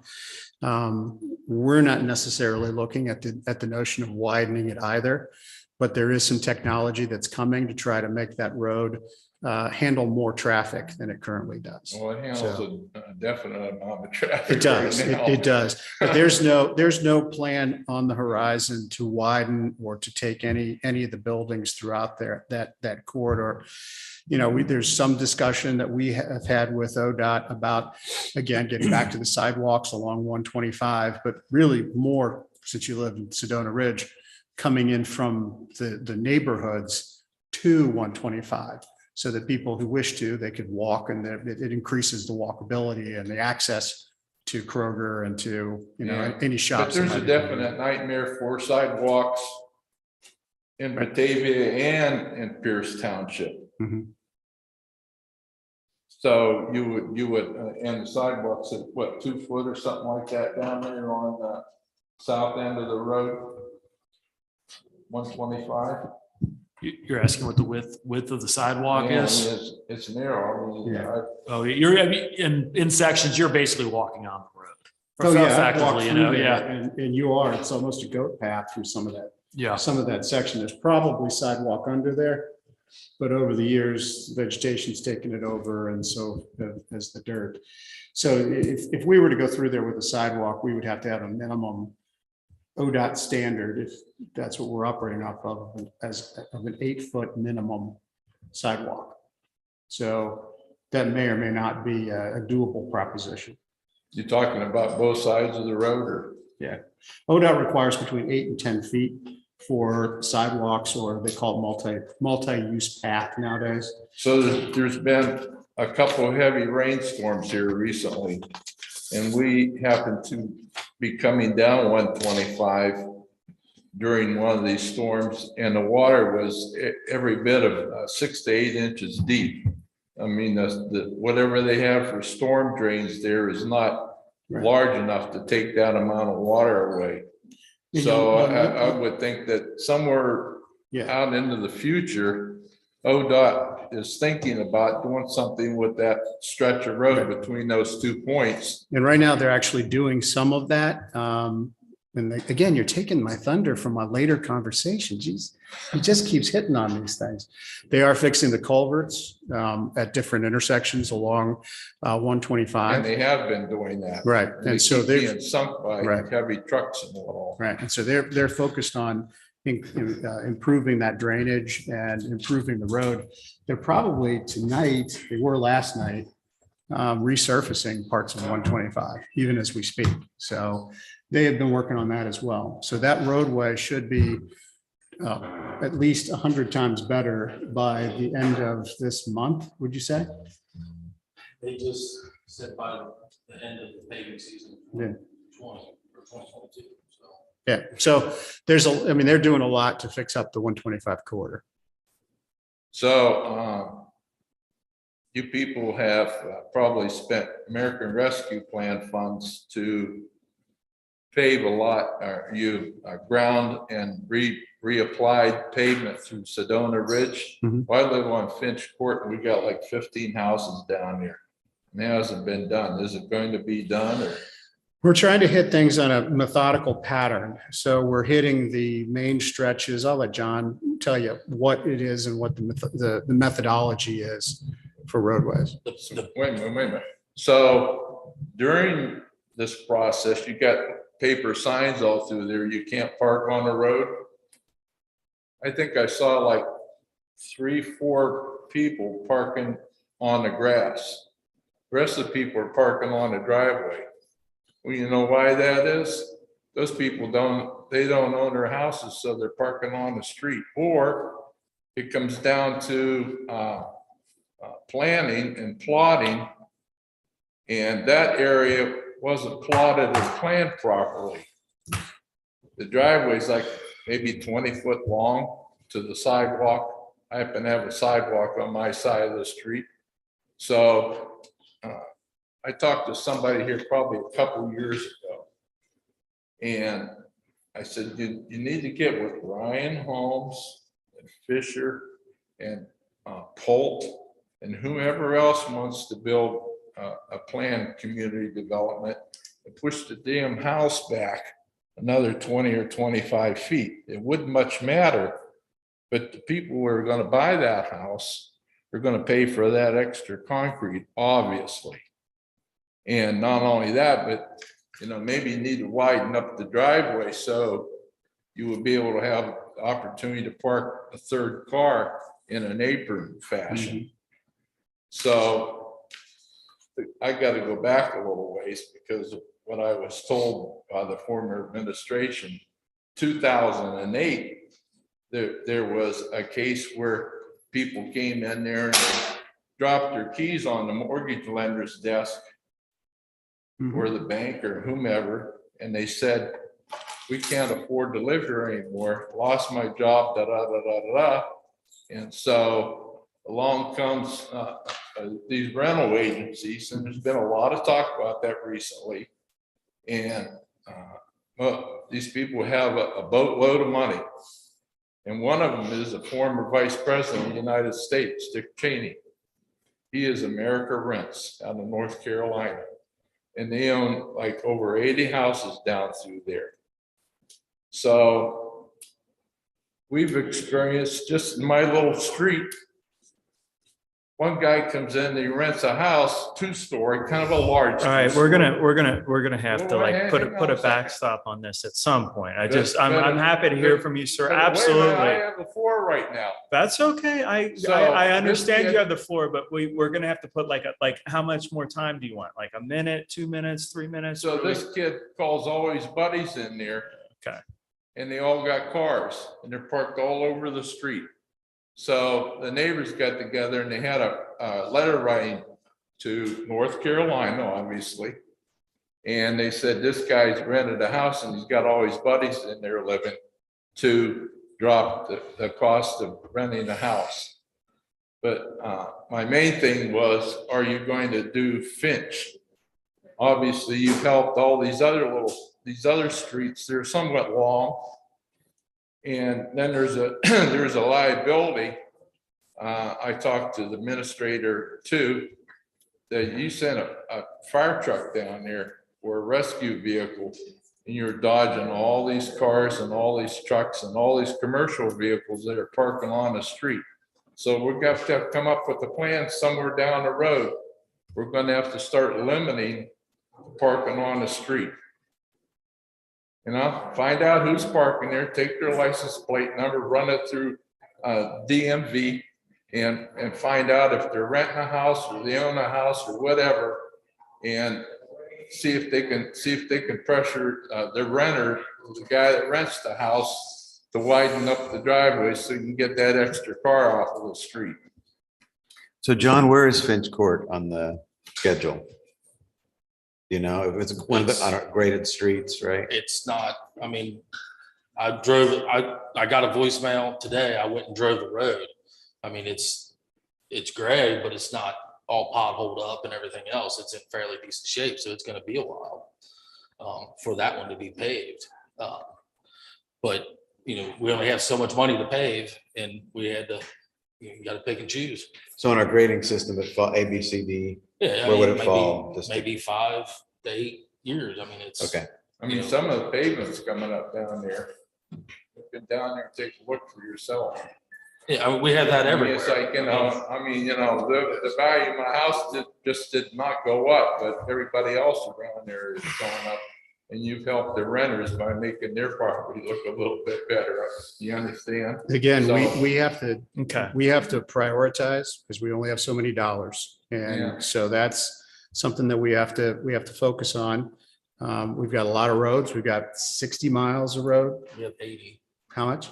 We have almost 80. Almost 80 miles of But road. you've Now that, inherited a hornet's nest by having to absorb that whole well, area. that's why we through went from there. 60 to almost 80 miles of road. And so a lot of those roads weren't up to Pierce Township standards. I And so understand we've that. had to go and redo we had one road that we had to invest in that we didn't even think that a snow plow would be safe going down the road. So we had to invest in that. What was that, about 60,000? Yeah, before we even. Before we got it. even took Using a over. 3/4 ton pickup truck with the plow to plow some of those streets. Well, we've had to, do a lot of different things that, that we weren't anticipating and outlays that we weren't anticipating, but we are trying to get there as quickly as possible. So do you have a plan in the works, or are you going to think about a plan that if we have another heavy downturn in the economy, that this sort of thing's not going to happen again, where umpteen dozen of houses are going to be bought up by one person or two? Well, unfortunately, It's going to cheapen the community. well, unfortunately, we're monitoring that situation. We're concerned about that situation. We're not happy about the situation. We're finding it in some of the new subdivisions that are coming in. It's not a standard that we like, but we do have a problem because there's this thing called the Constitution that says that we can't tell you who can own a house. We can tell you different pieces of zoning issue that we can say, you need to have a setback of X, you need to have, the sidelines of Y. But at the end of the day, we can't tell you who can buy a house. That would be a very big violation of civil rights. And so we're in a situation where we just can't touch that, but we can set up our code the way we do. And we weed out a lot of subdivisions. We push back on a lot of subdivisions. You'll notice that you're not seeing too many more houses being built in the old Amelia section. When we did inherit Amelia, we did look at, what's the name of the property that is next to Premier? Glen Mary, that whole property, we changed the sight lines, we pushed back different parts of so that it would meet our code. And our code is very different than So what Amelia had. you're asking the developer to push the house back away from the road some. We actually have larger individual sites than Amelia used to have. So instead of having, what was their standard, or do you remember? Offhand, I don't entirely remember, but it was under 10,000. And what is our standard? For the PUD, it's 10,500. Right. But that's if we give them a PUD. What is standard zoning? 20,000. Right. So we're double the lot size. So it's very different world out there. We do have plans in place, but we can't do much about telling people you can't buy a house. Yeah. So, I mean, it's but been we- all over the news Right. though, that this is occurring and they're absorbing a great amount of some communities. And it's not to the betterment of these communities for this to occur. I agree, but we do need to move on to some other things. So if you could, we need to wrap this up. Thank you. I appreciate the comments. Thank you. But we do need to. The economy that we're in, $300,000 houses as a base, and it goes up, Mhm. and those houses are 20 feet from the street or whatever. Mhm. And there's a lot of that that's going on in this big region, and it should stop because they have the ability to push the house back to it. Thank you, sir. And I called the county and they said it's all up to you people to make that determination to write these zoning requirements for that to actually happen. And we do. Thank you, sir. All right, so thank you so much for your input, sir. I really appreciate that. We do need to move along with this meeting, and I'm really sorry to have to kind of lay a line a little bit, but we have to, if there's more public comment, I'm not going to put like a time limit on it or anything, but we will have to kind of try to allow everybody the opportunity to hear the rest of the meeting and speak if they want to, because it's not fair to anybody else who wants to speak. So We do have a motion in a second. I have a motion and a second.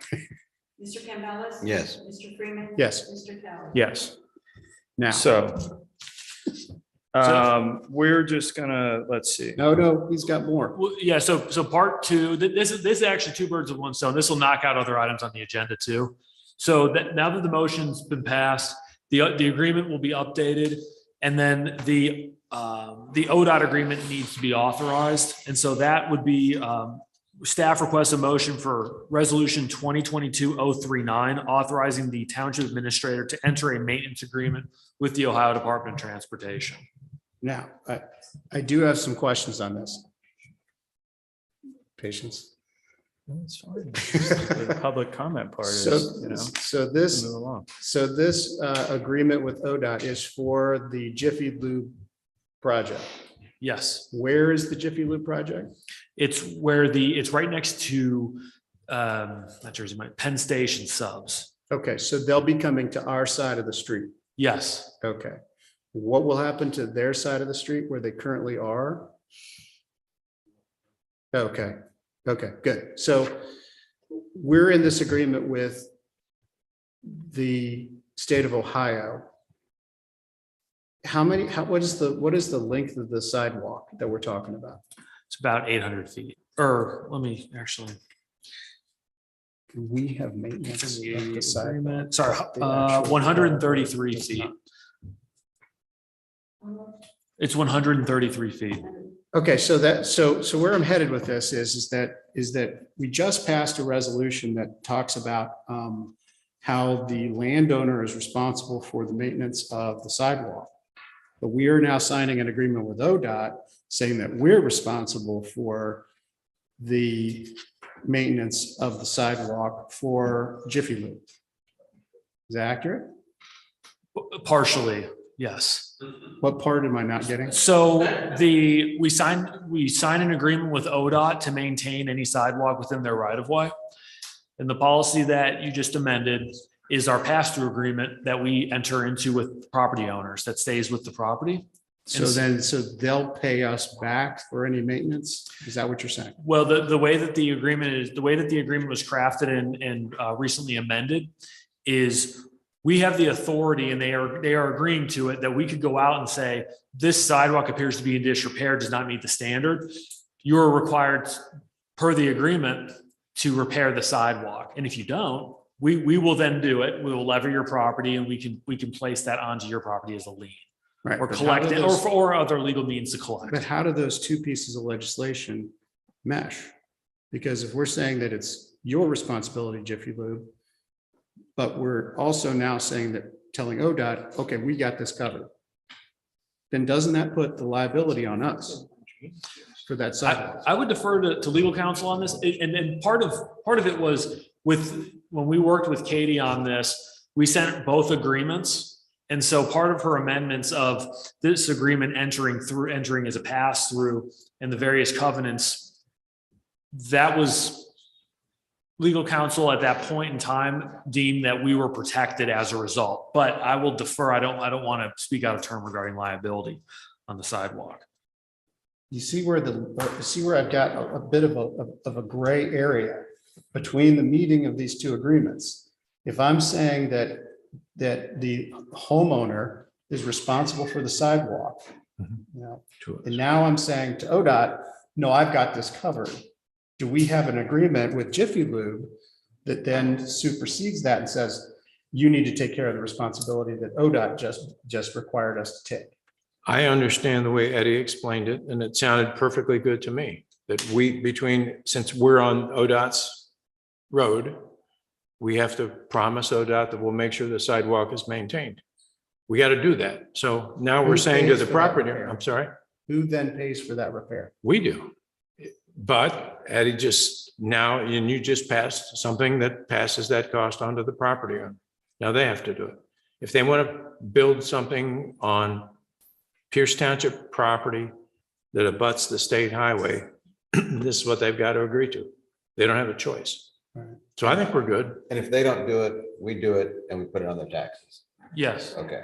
Yeah, it's very similar to stormwater issues, like the property owners, we're going to get that in a couple minutes, hopefully. And the way, Property owners are allowed- yeah. go ahead. So moved. Okay.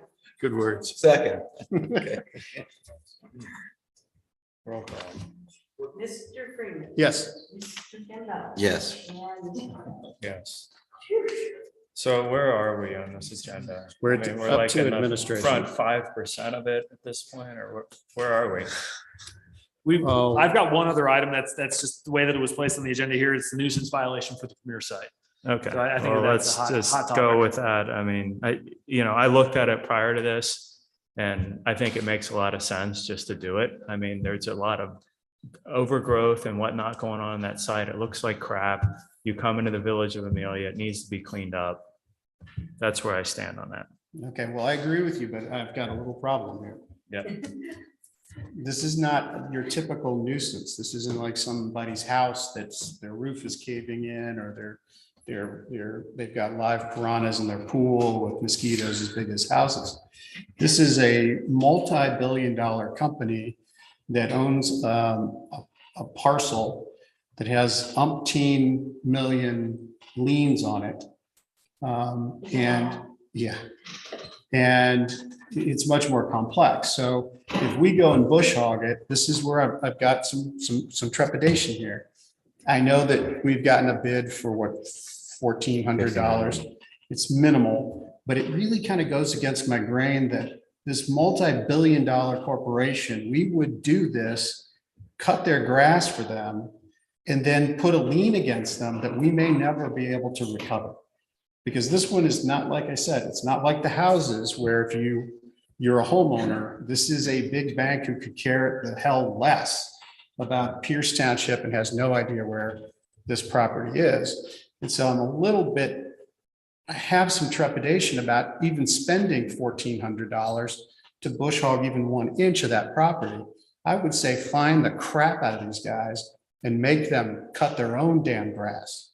But that's just me.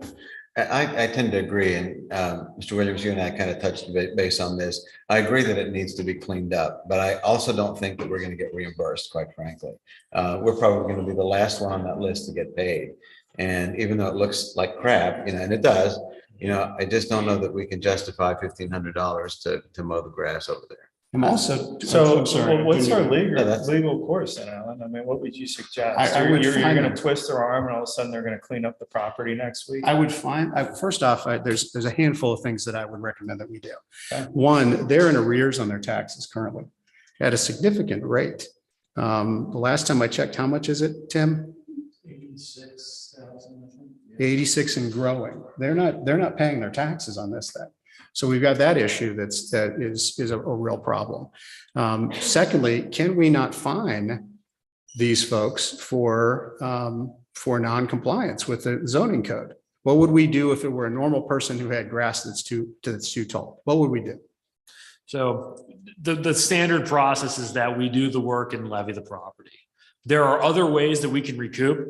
We could actually take them to court specifically to recoup those costs. But as far as a clean fine, this township is not really equipped to do that in a traditional sense. So we would have to take them to court in some regard. That would be the other option.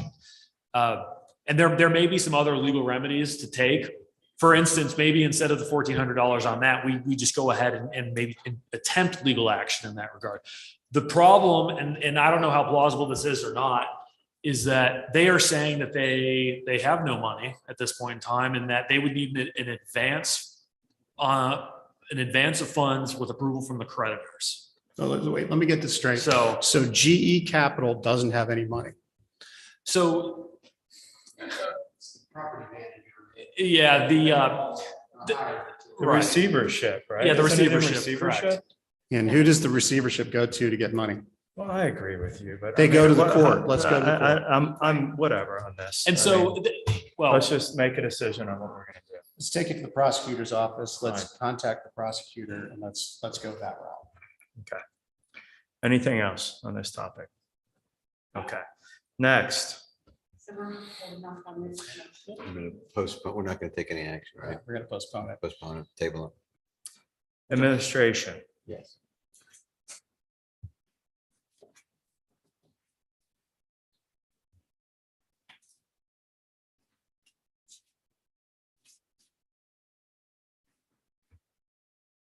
Tim. Making notes there. So just a couple of things on lighter notes. One, I had proposed some potential dates to the trustees so that we could begin our work sessions for goal setting. It looks like that the couple of options we came up with was one, doing it on 2 consecutive nights on October 4th and October 5th, which would be a Tuesday and a Wednesday, or doing it October 4th, waiting a week and doing the second meeting the following Tuesday, the 11th of October. I don't have a preference. Either one is fine with me, whatever the other two trustees would like to do is okay with me. The 11th, and what was the other one? It The would be 4th and the 11th. October 4th and the 11th, or October 4th and the 5th. I'm good for either one. I don't have my calendar with me. You have a preference, Mr. Williams? I really don't. If you want to knock it out in 2 nights, we would have it all behind us. But if you want to think about some things between the first and second of those work sessions, then we could certainly do it over two weeks or a week. I'm fine with 2 nights. 2 nights it is. Okay, 4th and 5th. Thank you. All right. Anything else, Tim? Yeah, I had a couple other things. I wanted to update the trustees. Did have a meeting with representatives from Duke Energy related to the street lighting in Amelia. As you know, that lighting was included when it was Amelia Township as part of the taxes. It's not a system we have in place within the township. And so prior to me coming on board, the former administrator had done a rather extensive polling process of residents and subdivisions that had streetlights. to see if they were willing to take on assessment, a street lighting assessment. And the response was low, but it was generally seemed to be no, according to Ms. Roki. So there was a request, I think at the time that she was leaving, for Duke to start turning those lights off. And it seemed like that process had stopped somewhere along the way with Duke. So I had a meeting with the representatives and found out that as of now, there have been about 68 to 70 of the lights within subdivisions that have been turned off. And another 150 to 200, 150 to 160 that have not been turned off yet. So I did get hopefully a commitment from Duke that the rest of those lights would be turned off in the next month and a half or so. And we can move on with that. The good news is the township for those lights that are remaining on is not getting billed by Duke, so which is I was surprised by, but they have given us a commitment. It will take a while to remove those poles. We thought it would be best to go over the winter time. Just to give the residents one more opportunity to decide, particularly when it gets dark early, if they want to pay for a lighting district or not. And then starting hopefully next spring to summer, those poles would be removed if the residents don't want to have the lighting district. So I just want to make sure and update you all in case you get calls on that. But the rest of those lights should be going off within the next 30 to 45 days if they stick to their commitment. And then also just to note that if you recall, we've worked on the personnel policy and procedure manual for a long time, apparently, before I got here. And there is a desire from the trustees and certainly from me as a new administrator to get that accomplished and done. We need to have it updated. So we've been moving along in the process. The former administrator worked very closely with a consultant that we hired to come up with new policies.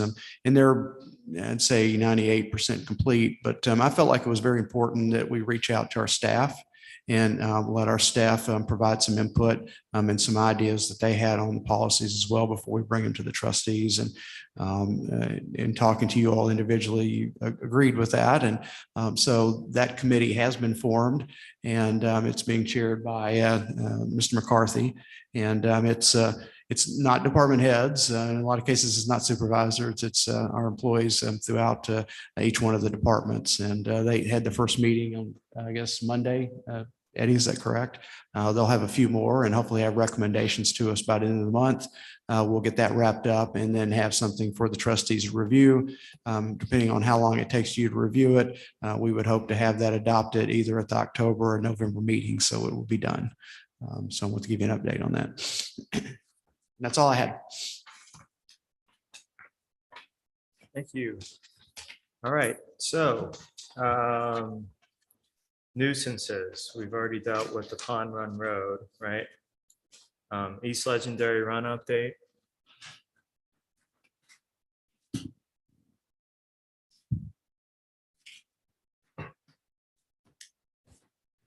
I'm back.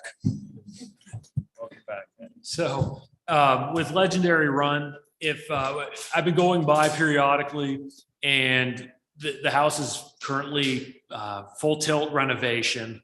Looked like they're putting a roof on top of the garage right now, and they're replacing the roof over the main structure as well. So it looks like the work's been consistently ongoing to repair that facility or that structure. We'll continue monitoring it. Vineyard, we have sent out notification to the property owner regarding our intent to fix the fence on site. So we have not received a response back. But toward the end of the month, after the time has elapsed, if no work has been completed, we will contract to have the work done and completed and place as a lien on the property. And 2825 Pond Run Road, we've already discussed, but of course, if you have any questions, we can get back into it. So. All right, so Green Road, other items, traffic issues. Not sure if any residents are here tonight. Mr. Nice, who has been in a few of the meetings, had indicated that he wanted to continue to have that on the agenda, and so that the residents can express their concerns regarding traffic on that street and potential speed. It doesn't appear that Mr. Nice was able to stay, but I'm not sure if there's other residents that are here from Green Road that would like to discuss it. Any other residents from Green Road? Okay. There's nothing else we need to, No, I did it was indicate to just the. kind of on the agenda for any public. No, I did indicate to the trustees that Kleinger's is in the process. It'll have that report ready for you at the October trustee board meeting. At the risk of being hit by the chairman, we've done quite a bit of investigative work throughout that particular subdivision and along Green Road. And there may be a need for us to push this to the county because part of the problem is, as when I mentioned the last time we talked about this, transportation infrastructure is very much like a network or an organism. And as we were looking at the subdivision, we're trying to go through a variety of different ways to solve this problem. One of them we tried and tested out was the idea of just cutting off Green Road from the rest of the subdivision. That's not a tenable solution because we also have issues with regard to safety and service vehicles getting in and out of there. And the time it takes to get there from Green Road or from Nordyke is significantly larger, at least 2 minutes longer. And as we all know, the issue of safety is seconds matter. And we were losing minutes in that case. But while we were doing that, we noticed, we got a couple of pictures of this, but as you go out of the Vineyard subdivision onto Nordyke, which all of this would be in Hamilton County, you'll see the signs there. That's leaving the subdivision that is behind Green Road. There are no left-hand turn signs onto Nordyke. That being the case, that's driving, when Mr. Nice says that he has 1,000 cars a month going through there, and I presume that's because of Chief Brocksterman's magic cart that's sat there. When he says that there's 1,000 cars a month coming through Green Road, I kind of thought about that and I was like, I looked at it thinking, why would anybody use this as a cut through? Why would somebody go from Nordyke to Hopper Hill? Because it's a twisty road through a subdivision. Didn't make any sense until I saw that sign. People are coming out of the subdivision and they can't turn left on Nordyke. So they're using Green as the pass through so they can make that turn off onto Hopper Road to the right, and then they can make a right-hand turn onto Nordyke. So because of that, it's shoving traffic at an inordinate rate back into the subdivision and across Green. That said, where that sign is, it's in Hamilton County. Where that road is, Nordyke, is in Anderson Township and is a county road. Both of those issues, I think, warrant us talking to the county engineer's office because that is a Hamilton County problem that's exacerbating a Pierce Township issue. So that being said, I would almost like to make a motion to direct the administration to reach out to the Claremont County Engineer's Office and engage their services to begin work on negotiating with Hamilton County on how we can fix this problem.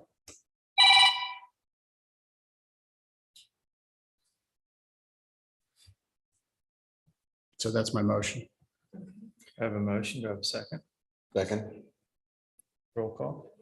Mr. Freeman. Yes. Mr. Campbell. Yes. Mr. Cummings. Yes. Thank you, guys. That's good. Very good investigating. Yes, I got to the bottom of that, didn't I? The I-team. Too bad. Mr. Nice. I was hoping he would stay so he could hear this wonderful genius work, but he left. That's why we have it on YouTube. That's right. So he can watch it. When he gets home, he can sit down and watch it. Yeah, and he'll be so proud. Oh, no, he won't. All right, Debbie, new business. I request a motion for approval of payment of the payroll for the month of August and $599,122. So moved. Second. Mr. Freeman. Yes. Mr. Campbell. Yes. And Mr. Bell. Yes. And I'm going to pause for a quick second. I'm sorry. I probably should have recognized Tom earlier, but we're clearing out the evening. Tom Keating has been with us for about a decade now as our law director in Pierce Township. And this is going to be his last meeting. And so we did put together a resolution to kind of commend Tom's service. Of course, he's gotten paid over the years, but I do also feel like he's gone above and beyond, and he's really had as time moved on, I'm sure, a personal interest in the township and what goes on. And I just feel like his advice is always genuine, and I feel like he really does care about our township. And I've had the pleasure working with Tom over the last 5 years or so, and really enjoyed it. And Tom, I appreciate it. Anything anyone would like to add? And then we'll have a. Well, quite frankly, anytime a lawyer leaves, it's actually a good day. But unfortunately, Tom, you've been great. It's been a pleasure working, and you and I actually predate here. Yes. So we've known each other for a darn long time, and we still get along. It's amazing. So, but I'm going to miss you. I'm going to miss you a lot. Thank you. Tom, same here. Thanks for all your service and dedication, and I've learned a lot from you, and I appreciate that. I'm the newest trustee on this team, and you've taught me an awful lot in this year and a half that I've been involved. Thank you. Thank you very much. And I've only been here a short time, but in the handful of times I've called Tom, he's been quick with the response, and he's very cordial, and he goes above and beyond looking into issues that we throw his way. So thank you, Tom. Sure, thank you. You know, one thing I've noticed, I do want to say this, 10 years, it's unbelievable how many things have happened. We have one less village than we did 10 years ago. We have one less power plant. Part of it's sitting in the bottom of the river. Unfortunately, we have one less county detective who lost his life.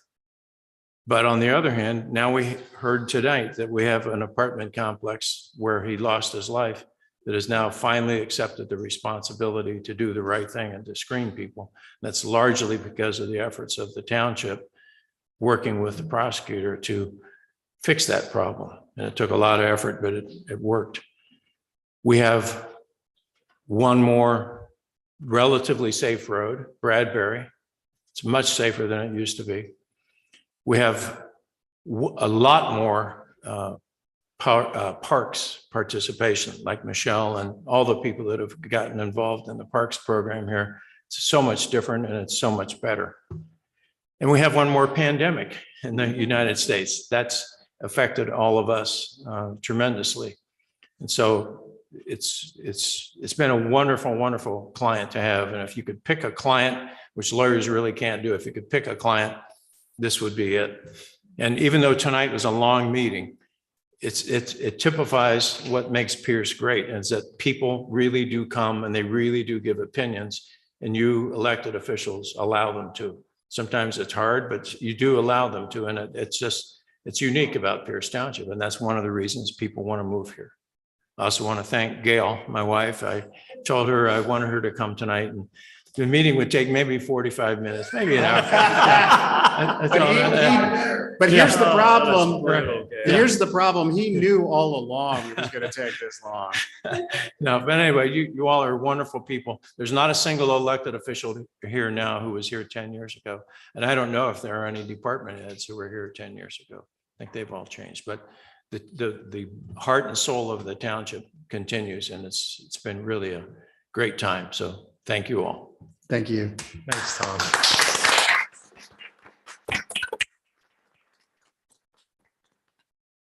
All right, so I'm going to go ahead and ask for a motion to pass resolution 2022-041, commending Tom Keating, and I'll read some lawyer jargon, a little bit of lawyer jargon for you. Whereas Mr. Tom Keating has been actively participating in law in Ohio since 1974 and has proudly served Pierce Township for the past 10 years as law director. Whereas Mr. Tom Keating has diligently worked on behalf of the Board of Trustees, staff, and residents, and utilized his education and experience to thoroughly research, advise, and provide best practice legal knowledge and guidance. And whereas Pierce Township Law Director, Mr. Thomas Keating, has taken a personal interest in the conditions affecting the health, safety, and welfare of citizens far and wide in our community. And Whereas Mr. Thomas Keating has professionally strived to ensure Pierce Township is the finest community to live, work, and play in Claremont County. And Mr. Keating, after 48 years of dedicated legal service, will succeed his professional life and service to Pierce Township. And now therefore be it resolved that the Board of Trustees of Pierce Township hereby declare their appreciation to Mr. Thomas Keating for his contribution to the welfare and safety of our residents and the community as a whole. Do I have a motion? So moved. Second. Thank you, Tom. Thank you.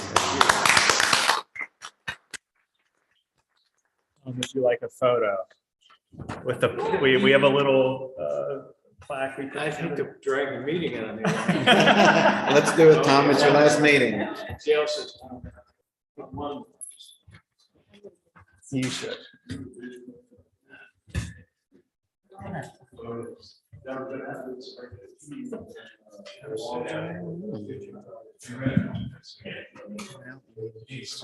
There's public comment areas.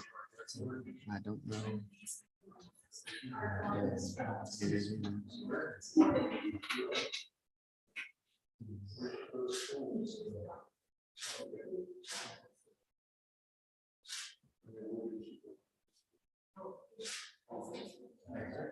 Yeah, would you like to come up with a photo? It's going to be Katie Barbier.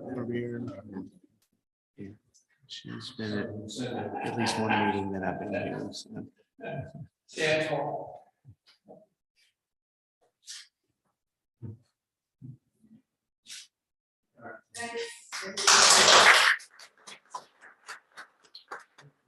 These are like, I've come to over here for 2 months, but I was just very impressed.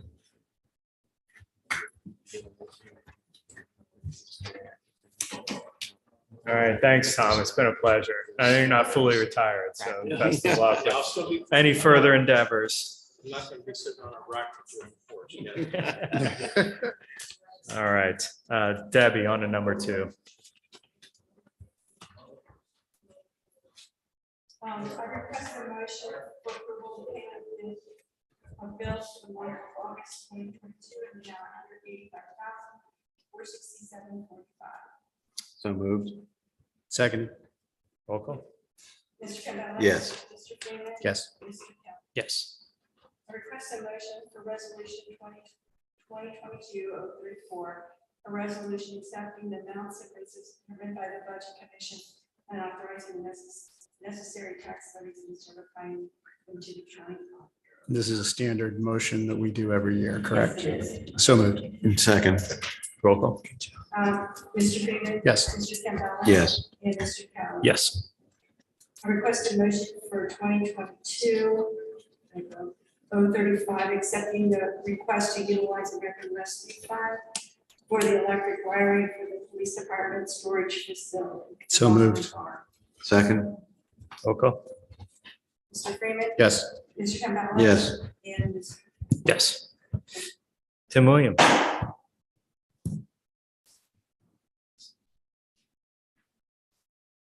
Mr. Chairman, I'd like to request a motion for resolution 2022-036, an emergency resolution approving participation in Region 14 governance structure under One Ohio Memorandum of Understanding. That is the third part of the opioid settlement that eagle-eyed trustee Campbellis noted when they sent out the packet of information to us for things. Either we missed that or it was missing in some of the communication, but we would ask for your approval for that. So we'll have the entire package. So to moved. the county. Seconded. Roll call. Mr. Freeman. Yes. Mr. Campbell. Yes. And Mr. Kelly. Yes. Tim, you're up. Yes, Chairman, I'd like to request a motion for resolution 2022-037, approving a maintenance agreement for a surface stormwater retention pond at West Main Street in Amelia, Ohio. Why?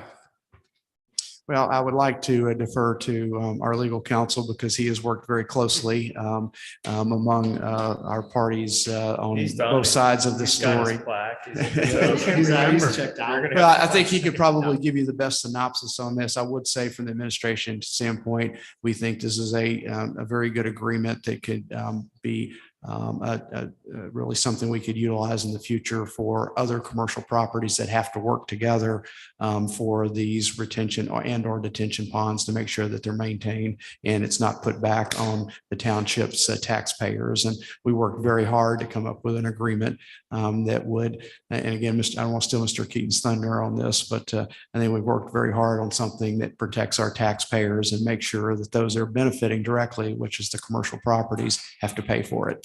And I'll turn it over to him. Well, I'll be very, very brief. Property owner owns the pond. Property owner says, I'll maintain the pond forever and ever and ever. Property owner sells parcel A, parcel B, and parcel C to 3 restaurants. And then the property owner disappears, moves to Alaska, and the pond comes into disrepair. So then the 3 A, B, and C restaurants come to the township and say, will you please spend public money to repair the pond? The answer with this agreement is no. You guys agreed that you would all maintain the pond together. We as a township are not going to spend a dime on it but we want you to do it. And if you don't do it, then we can make you stop engaging in a business. So that what they've done is agreed that they will have a mutual maintenance agreement. Each one is responsible. Starting off, while everybody's happy and, handshaking and ribbon cutting for their new businesses, they're all agreeing to a percentage. But the bottom line is, if we ever get put on the spot, we can say no. And that was one of the big things that Tim pushed for, is to get a policy in place for any developer who wants to cut up land and keep the pond in the name of their company, the LLC or whatever company it is, with the risk. And Tim has experienced this in his extensive career, that sometimes he who owns the pond disappears. And so the government gets stuck holding the bag. That's not to say we will never have a problem with it, but this certainly minimizes it. And we get the agreement in writing, and we wanted to be a party to this agreement. So we would sign. I brought my notary stamp if you pass this, because they want to have their closing tomorrow. They want to have a sale of property. I guess you'd say property A. Stop. All right. Thank you. So moved. All right. Second. I have a motion and a second. Moving Roll on. call. Yes. Yes. Yes. Tim Williams. And the last one for me, I request a motion revising the township meeting room reservation policy, allowing for waivers on frequency and use in certain unusual circumstances. I'll make the motion. Seconded. Roll call. Mr. Campbell. Yes. Mr. Freeman. Yes. And Mr. Powell. Yes. Chief Broxman. I request a motion to pay an invoice from Roy Taylor's Uniform Company in the amount of $2,659.24. This expense is to replace body armor for 2 officers, and the cost will be reimbursed through a grant. So moved. Seconded. Mr. Campbell. Yes. Mr. Freeman. Yes. And Mr. Powell. Yes. Chief Broxman. I request a motion to pay an invoice from Power DMS in the amount of $2,500. This is the annual subscription fee for Planet Police, the police department's online scheduling software system. So moved. Second. Roll call. Mr. Freeman. Yes. Mr. Campbell. Yes. Mr. Powell. Yes. Chief Wright.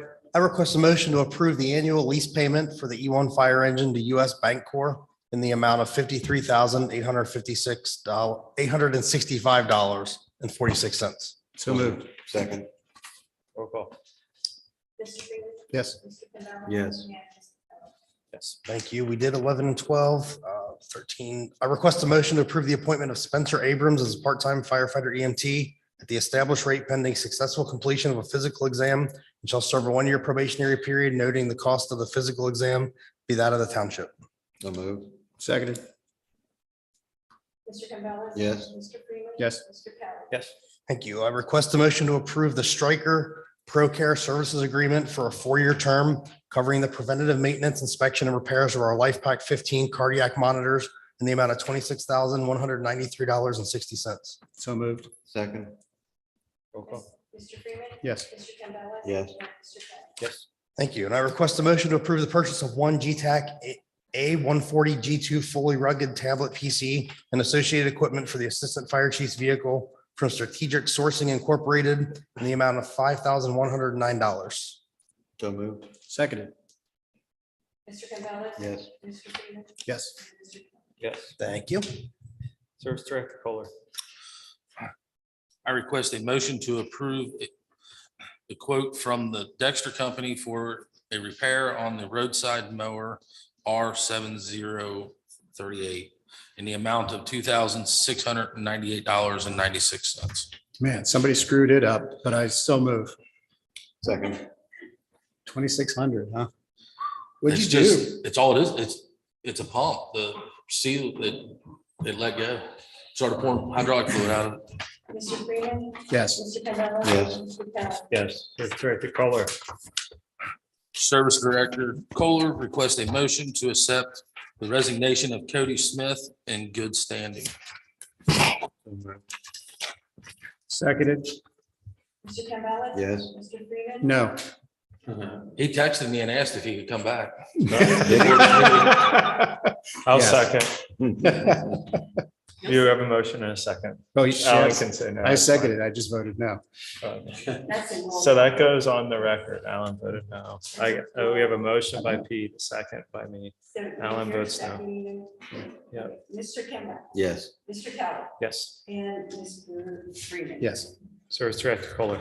Service Director John Kohler requests a motion to appoint Mike Castillo to the position of maintenance foreman of the road crew at the established rate of $28.25, starting on September 4th, 2022 through September 17th, 2022. So moved. Second. Roll call. Mr. Freeman. Yes. Mr. Campbell. Yes. And Mr. Kelly. Yes. Service Director Kohler.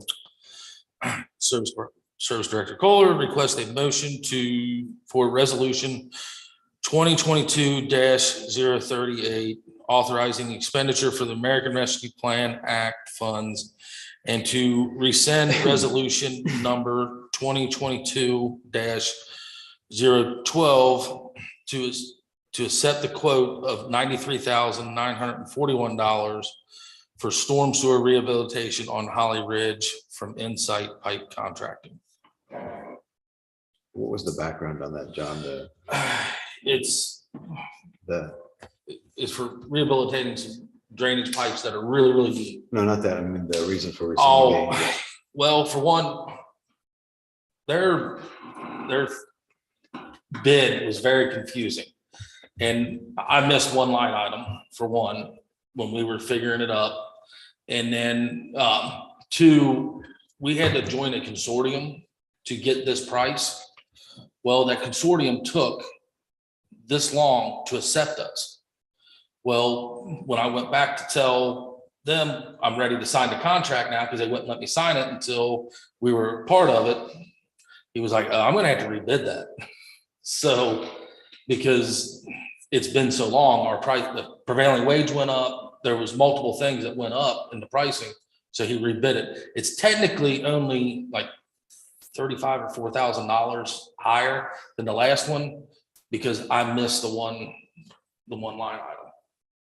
Because he was like, you don't need this line item, you don't need, and why they don't put a number at the bottom, I don't know why, but when he was going through it, we missed that. So So you'll be writing that check? Yeah, we will. So moved. Seconded. Roll call. Mr. Campbell. Yes. Mr. Freeman. Yes. And Mr. Kelly. Yes. Eddie. Yeah, I think he's Oh, we already done. did that one. All right.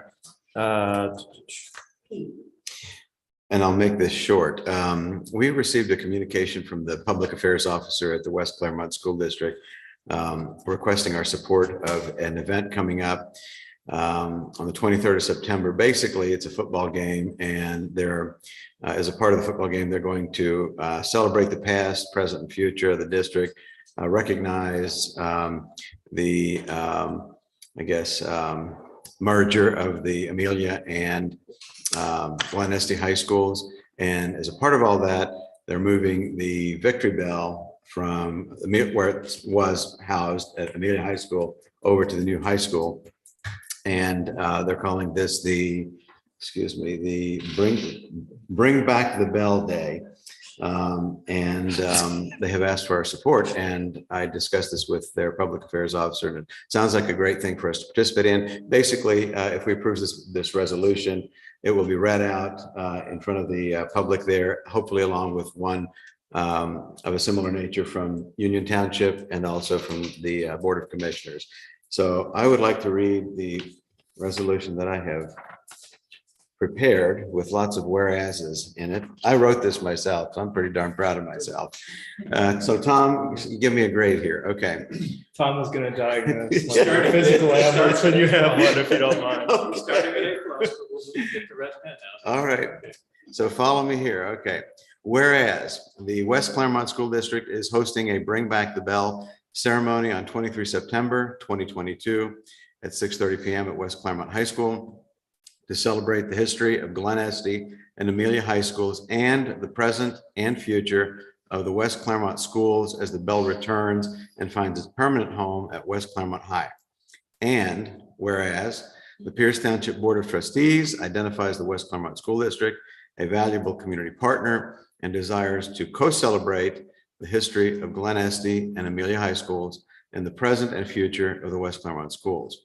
Be it hereby resolved that the Pierce Township Board of Trustees designates 23 September 2022 as West Claremont Bring Back the Bell Day in Pierce Township, Ohio. A++. Thank you. All right. Do I have a motion? I'm making the motion. Do I have a second? Second. Roll call. Mr. Campbell. Yes. Mr. Freeman. Yes. And Mr. Yes. Thanks, Tom. All right. Other business. I am pitching for Paul Holman. Paul was Drew Holman. He was in Chicago today and he called me up and asked me to pinch hit for him. Incidentally, I think you can find the Board of Health might be help you with your weed mowing. And I know in past instances they have done that. I'm Carl Barkley, by the way, engineer representing the Holmans. I have been a resident of Pierce Township for nearly 43 years. Moved here in 1979 and have enjoyed it very much. And my thanks to the fire department and the EMS squad. I have ridden in their vehicles a couple of times. Thank you for the pleasant ride. Absolutely. Now, the Holman family, they have ties to Pierce Township too. They used to live down on 9 Mile Road. Drew Holman is a graduate of New Richmond High School, and they bought this property, the 76 acres on Lopes Corner Road back in November of 1973. 49 years ago almost, they bought this property. They bought it for the purpose of recreation and hunting and things of that nature. That need is no longer for them, and so they want to know what to do with the property. Now, we started working on this back in 2018, working with Loretta. I am not sure and have not much confidence to know that if you ever got all of our transmittals that we gave regarding this, I will give you another fresh copy. Okay. This is something we have. And I think we have here, and I have the preliminary development plan that we have prepared that goes along with this. And I think we have an opportunity here to have a win-win for both everybody involved. Now, currently, this property generates $476.60 a year in taxes. What we're proposing to put in here is 14 lots, 5-acre lots. Each one of them will have a house similar to what Locust Hill. This is really a logical extension eastward of Locust Hill development. And if you take 14 houses, that's $674,000, 400, you're talking over 9 million. These were figures from 1988. You put these in the 2018, I'm sorry, 1988, thank you. And if you put these in the current figure, you probably get $10 million worth of evaluation added to the rolls. Now you're talking about putting in private streets, no public maintenance of streets. You're talking, the only thing you're really going to be giving is the occasional alarm drop at somebody's house for the fire. I had one of those in the last month in my house. Thank you again for turning on, sending somebody over, very quick response. Yes, I punched the wrong code in my phone. Now, we're not really looking for an answer tonight, but we think that this is a win.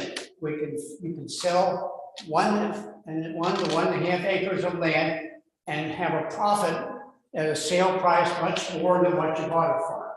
He's also willing to give you another 3 acres of adding to the parkland, adding that 1.5 acres that he buys, plus another additional 1.5 acres. And so therefore, you know, like I said, I don't expect an answer tonight. We would like to have you at least predetermine everything. And we think that the potential sale of real estate is an item that could go into an executive session. I think that's where the potential sale. So we would like to have a meeting off, you know, a meeting that we could discuss this in a off the record notes as far as the proper term, proper location. Tom, you can help me with that. Just an executive session. That's what you're asking for, yeah. Correct. We could have, and so therefore we could present our case. Like I said, we are talking about basically a tax return of 367 times what the current property pays in taxes. Now, wouldn't that be a win for the township? And you're talking about private streets, no public streets, and you have 14 more homes that are probably going to be going in the Locust Hill price range of $700,000-800,000 a house. And I think they were fair on that. We have an opinion there in 2018 from a real estate agent that gives us the values that she has. We've also had the county engineer's office come out and take a look at our proposed curb cut location. They have acknowledged that is the best place to develop this property with. And so therefore, I guess I can pretty much close this discussion with asking for an executive session with the board. All right, well, yeah, thank you for coming in. I have one more item after this, but let's close this one up. Okay. I guess personally, I would think the presentation could happen publicly, and if there was any discussion subsequent to the presentation, that could be an executive session. I don't know how you guys feel about that, but. Who you talking? I got my hearing aids in with the echo. I'm sorry. I should speak more in the microphone as well. I'm sorry. So my thought was that the presentation could happen publicly. So you whatever you want to present to the board could happen at the open meeting, and any subsequent discussion amongst the board could potentially be an executive session. Well, I thought the executive session would have the ability to negotiate, yes, no, maybe, and things like this to solve that. You know, I guess my presentation is this, you know, we can, I think I've given you figures. These figures I have are backed up by my records from the county auditor's office.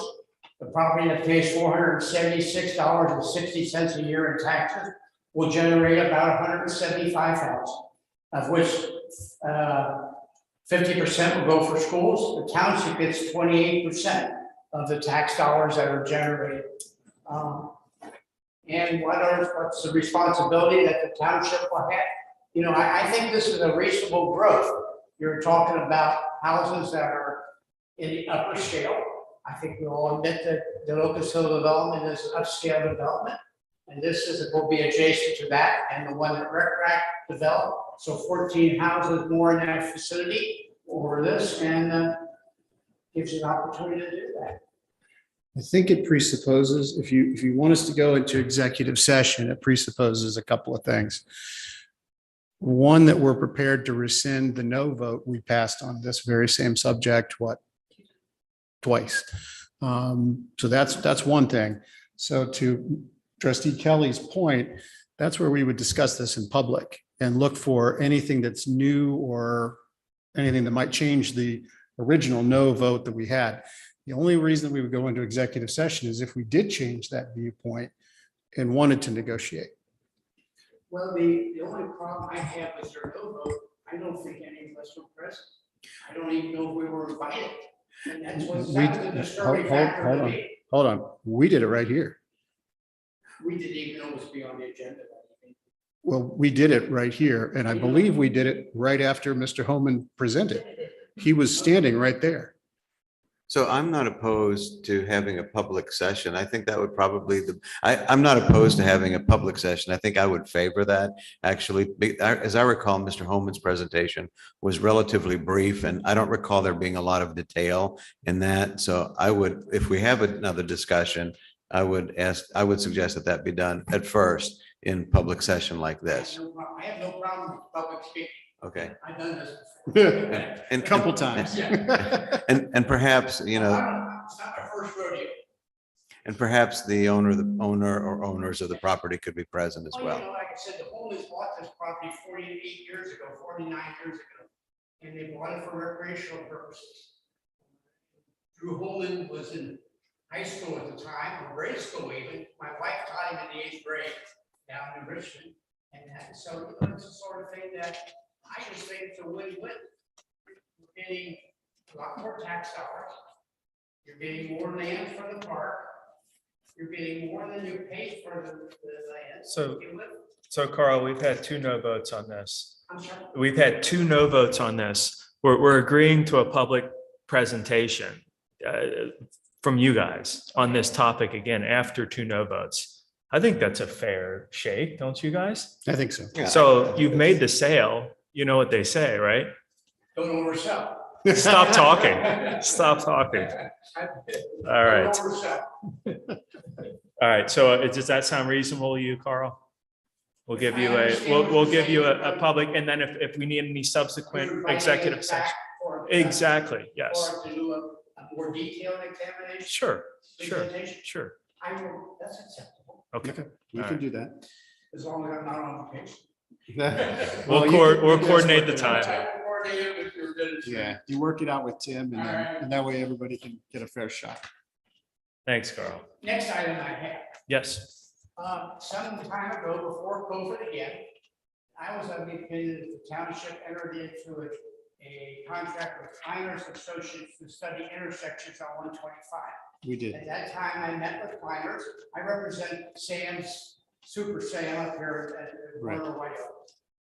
I met with them, I met with Loretta, and I asked to be informed of any plans forthcoming or any public input. I never heard it. Well, that's precisely because 2 things happened. That's precisely because 2 things happened. When we did the 125 corridor study, we didn't have Amelia as part of Pierce Township. So we put a pause on the 125 corridor study until we figured out what was going to happen to Amelia. And then we immediately went into COVID. So all of that was put on hold. That plan hasn't been adopted by this board yet, but when we do, we will open it back up for public discussion. Well, like I said, I represent Super Sam, Mhm. nice guy.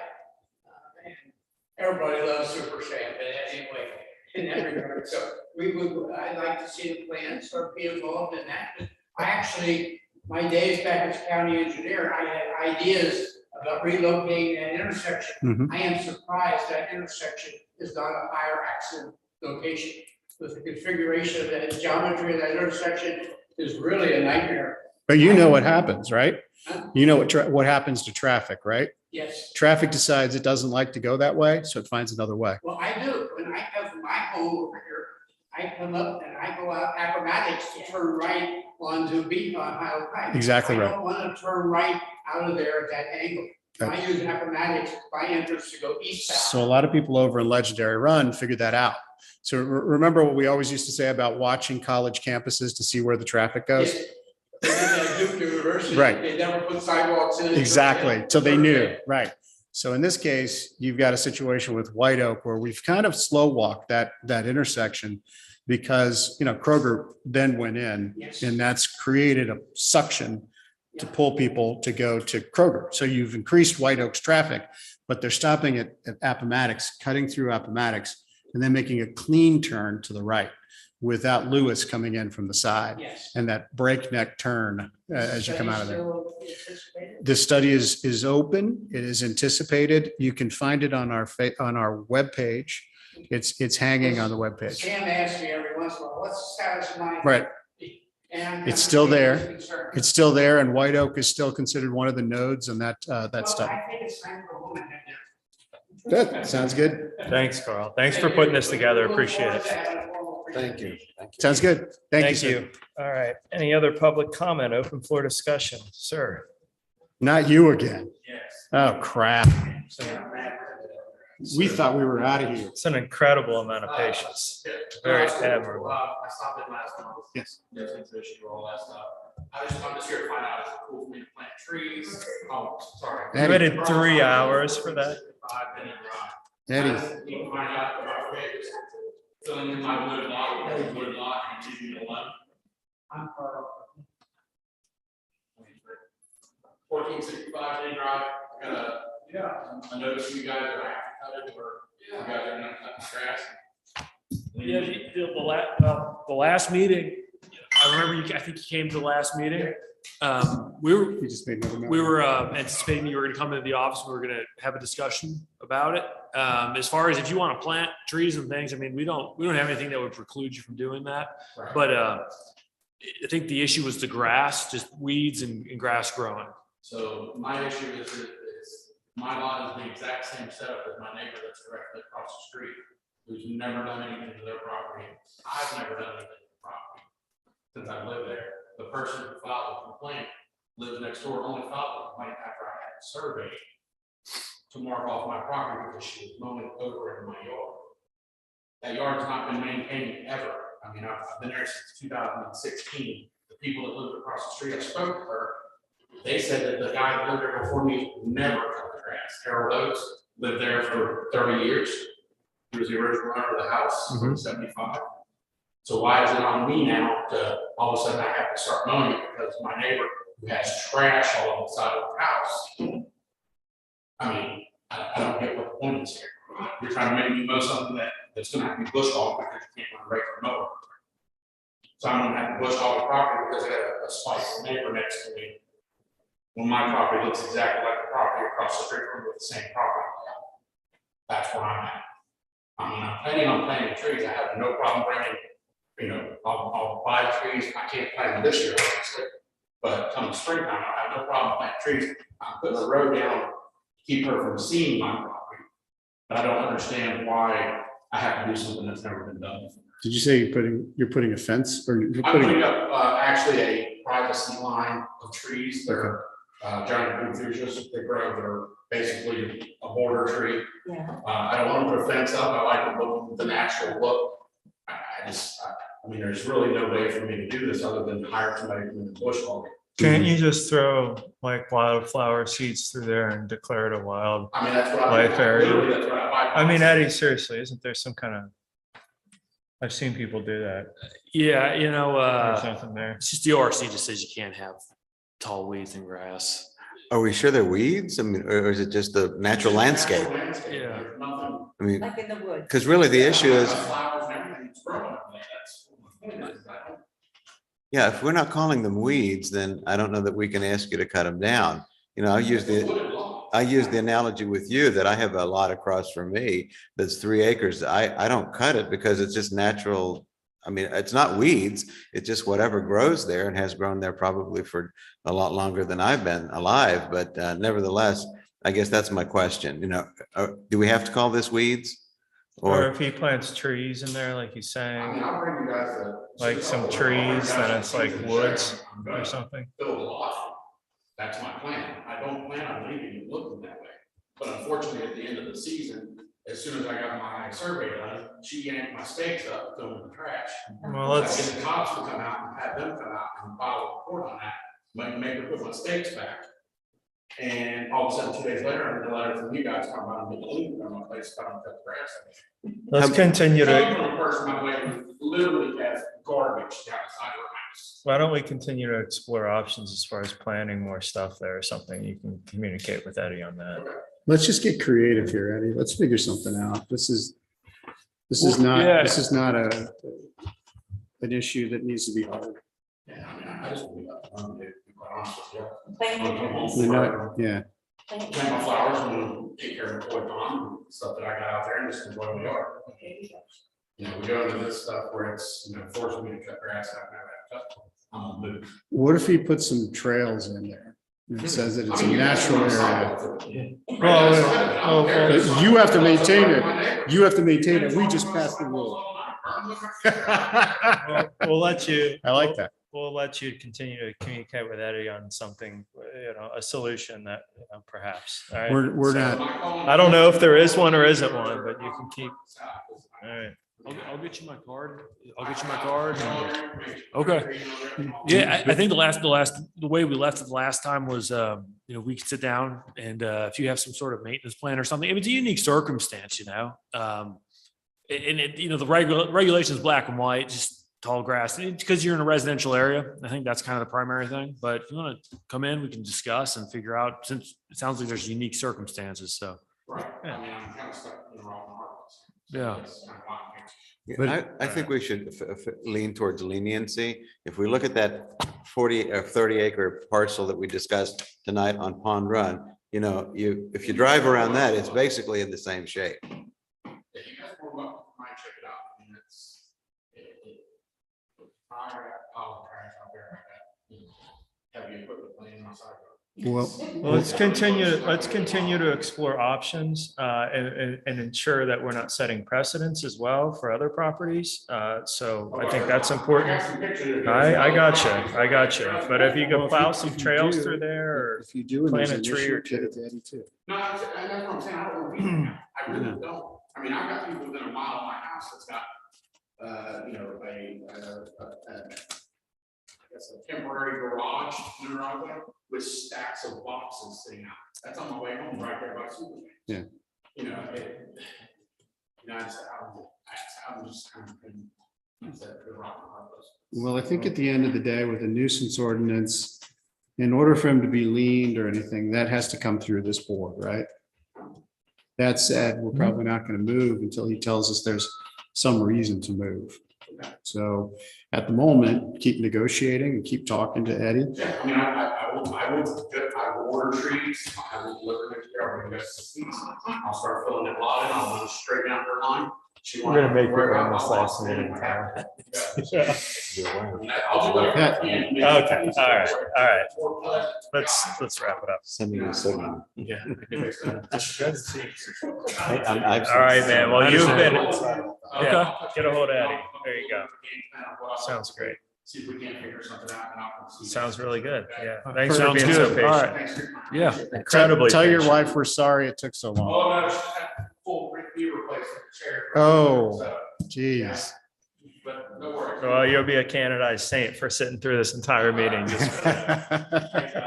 All right. Any other public discussion? Open floor? All right. Do I have a motion to adjourn? So move, second. Wow, that was a fight Yes. for that one. Moving right along. Photo finish. And we haven't taken a vote yet. We're not out yet. Mr. Freeman. Yes. Mr. Campbell. Yes. And Mr. Sarver. Yes. All right. Thank you. Well, that had to be a record. Can you include this into the minutes? Can you include that? in the minutes? Thank you.